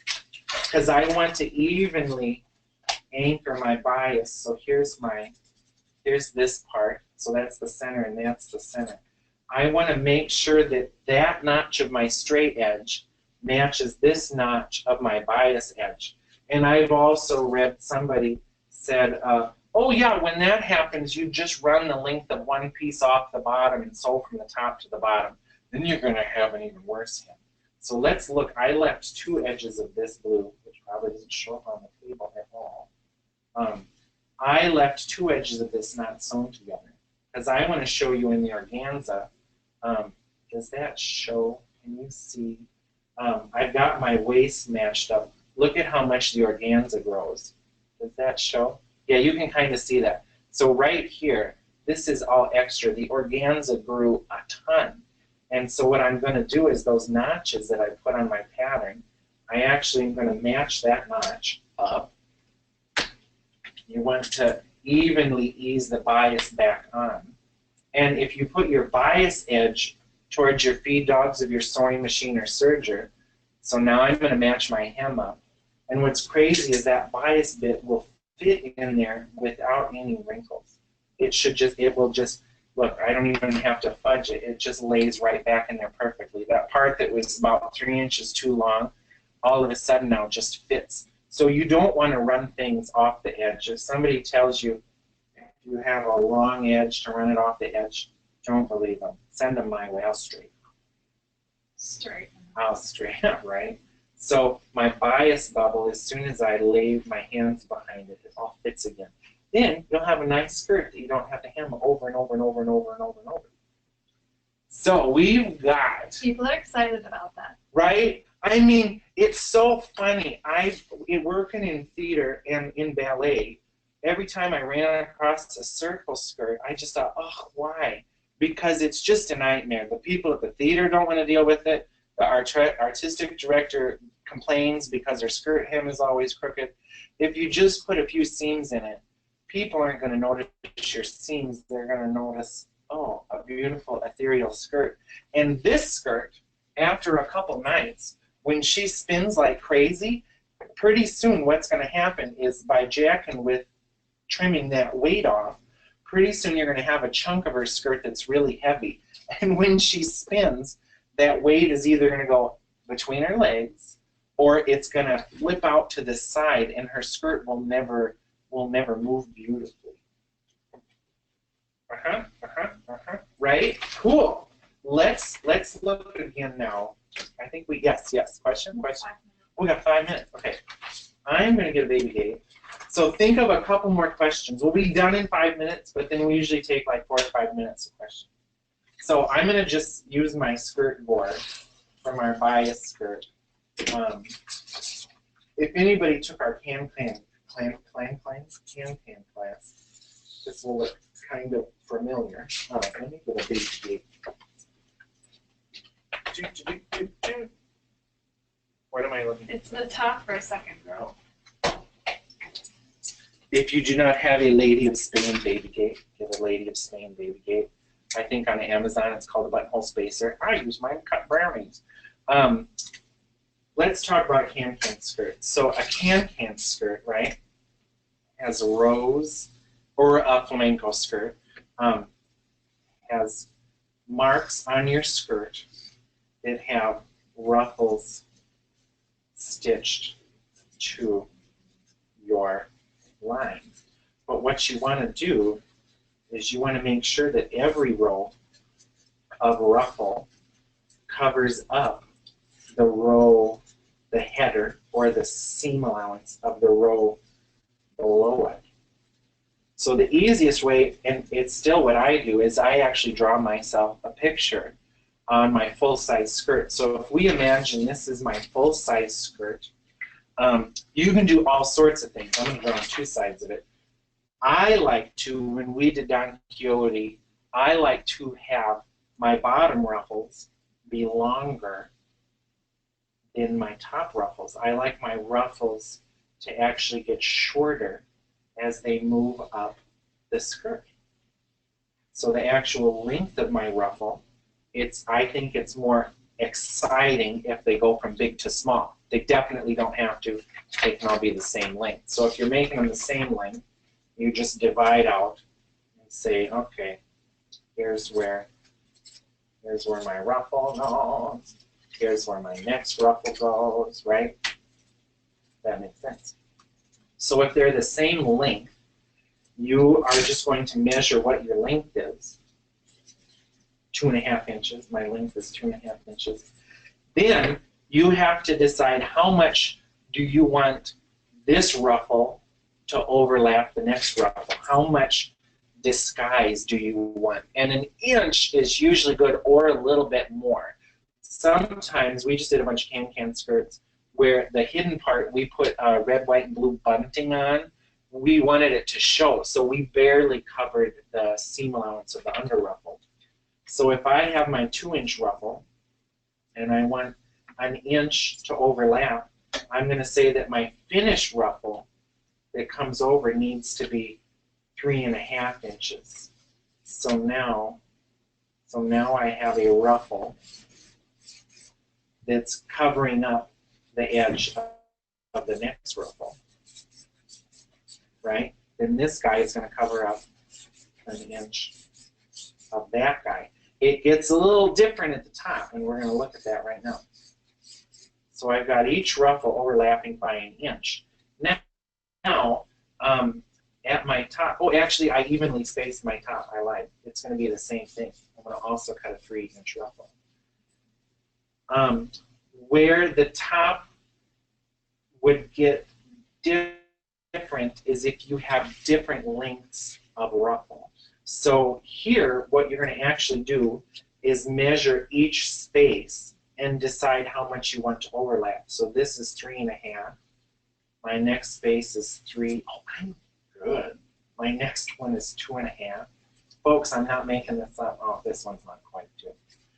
So then you're going to decide how much you want that to overlap. And I'm going to say 1 inch. So my 2-inch space, I'm going to cut a 3-inch ruffle.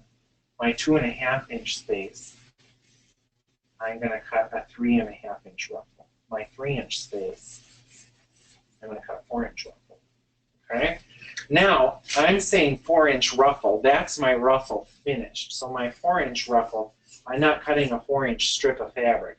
I'm cutting a 4-inch strip of fabric plus however I'm hemming the bottom. If I'm folding up a 1/2 inch and serging the top, which is usually what we do, I would cut a 4.5-inch ruffle so that when it's done, it ends up being 4 inches. Now, there's different ways to think about the fullness. So we've got a fabulous ruffling machine, which we just use. It has different gears to make different fullnesses of ruffle. If you're cutting a circle skirt with ruffles, the circle skirt is already very full. And if you cut at least a 2.5 to 1 ruffle, your skirt will have a nice amount of fullness without it being overwhelming. So you could put 2.5 or 3 to 1.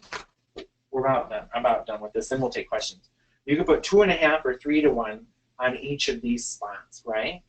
Or if you want to get real gourmet, you can change your ratio. You can say that your bottom ruffle is going to be 4 to 1.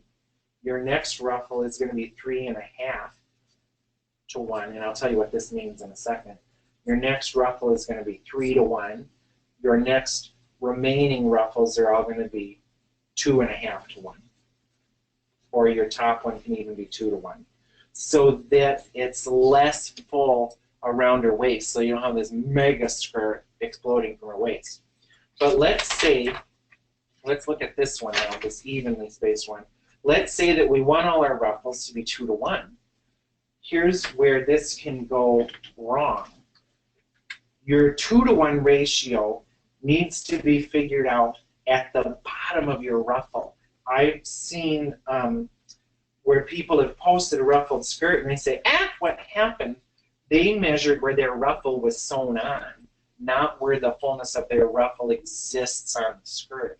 So if I measure where my ruffle is sewn, and I say that's 9 inches, and I have 8 gores, right? Okay, so if I have an 8 gored skirt and the top of my ruffle is 9 inches, 9 times 8 is 72 inches. My 2 to 1, 72 times 2, is 144 inches. That's not quite right. To have it be beautiful, you want to measure the bottom so that where this ruffle hits my skirt is actually 11.5 inches. 11.5 inches times 8 skirt boards times 2 to 1 ratio. 2 inches of ruffle for every 1 inch. I like to do 2.5 or 3. That's 184 inches. That's 40 inches less. So you want to measure the bottom where your ruffle finishes to figure out your ratio and keep it nice. So you wouldn't put a 184-inch ruffle on every part going up. So this 144 one, that's for the bottom of this ruffle. 184 is, you're going to all rewatch this now. Let's do one more. The bottom of this next ruffle going up, that is 8 inches. 8 inches times 8 gores. 64 inches times our 2 to 1 ruffle ratio. 128. So you'll see that we're actually not gathering the same amount going down the whole way. Now, if you have a ruffling foot and you like the amount of ruffle, just ruffle it and stick the same amount on all the way. But if you want to change your math, you have to figure it out for each row.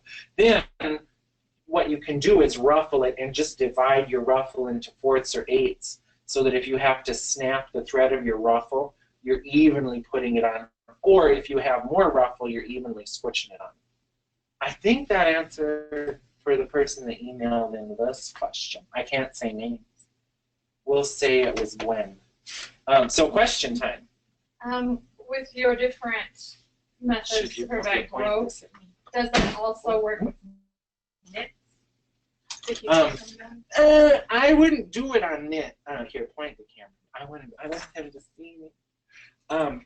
I wouldn't do it with knit because it needs to stretch a little bit. If you put a stay tape in a piece of knit, and if you put a stay tape here on a piece of knit, and a stay tape here on a piece of knit, knit's really heavy.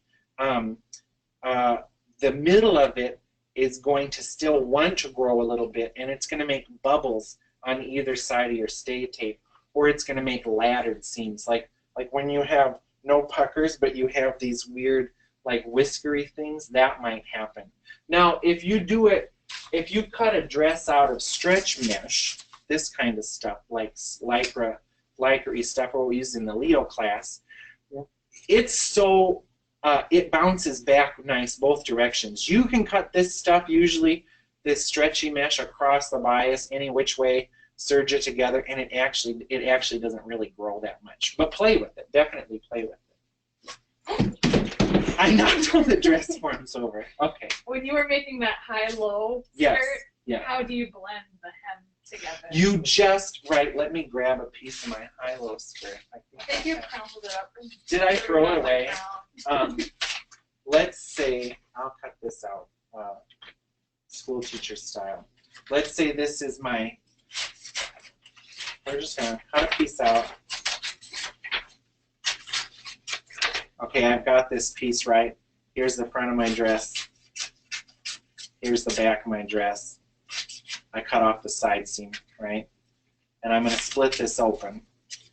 And now I have to blend. Does it show? I have to fill in this.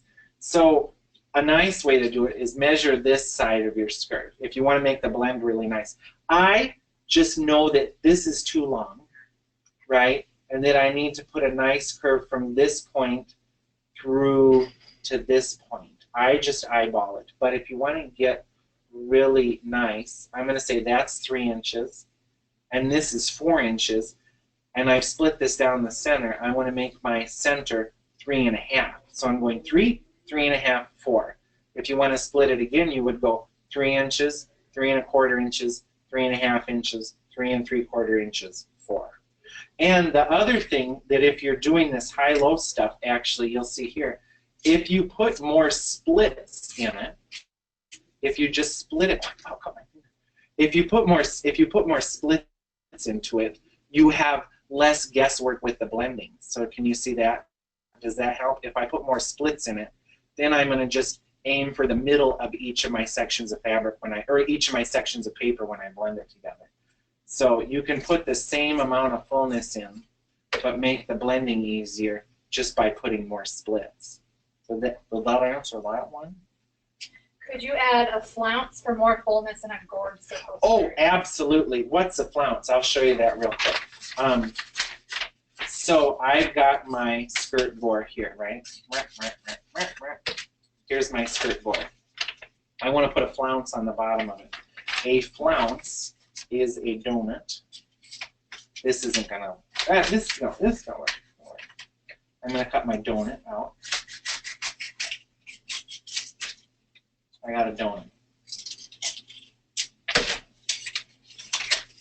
Donut, skirt gore, right?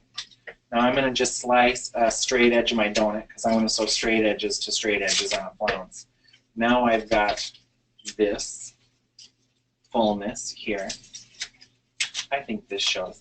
So now I have a flounce, and I'm going to stitch that on the bottom of my skirt. Does that show in mini? That shows in mini. So same thing. You can cut your skirt at cool angles, high to low, and put a flounce on that. You can play with the fullness of your flounce. You can make the middle of your donut hole smaller for your back flounces and make the middle of your donut hole bigger for your front flounces so that your front also gets fuller to the back. Now, if she's dancing and twirling, the back might just kind of travel around her like a broken satellite if the back of the skirt's too heavy. But sometimes that looks cool. It just depends on what you want. Someone's asking how many donuts? It just depends. Play with it. Make a donut sample. What type of fabric do you suggest for Dawn Q skirts?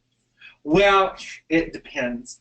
Sometimes it's done with organza, which is very pretty and flowy, and you can make tons and tons and tons of ruffles, and they don't get really, really, really heavy.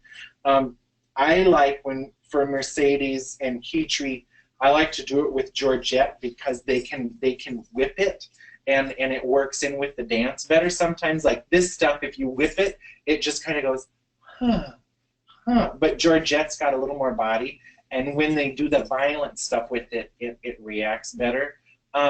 Some people make it out of crystal shear, which is cheap organza, and crystal shear shreds. So that if you're making it with crystal shear, be warned.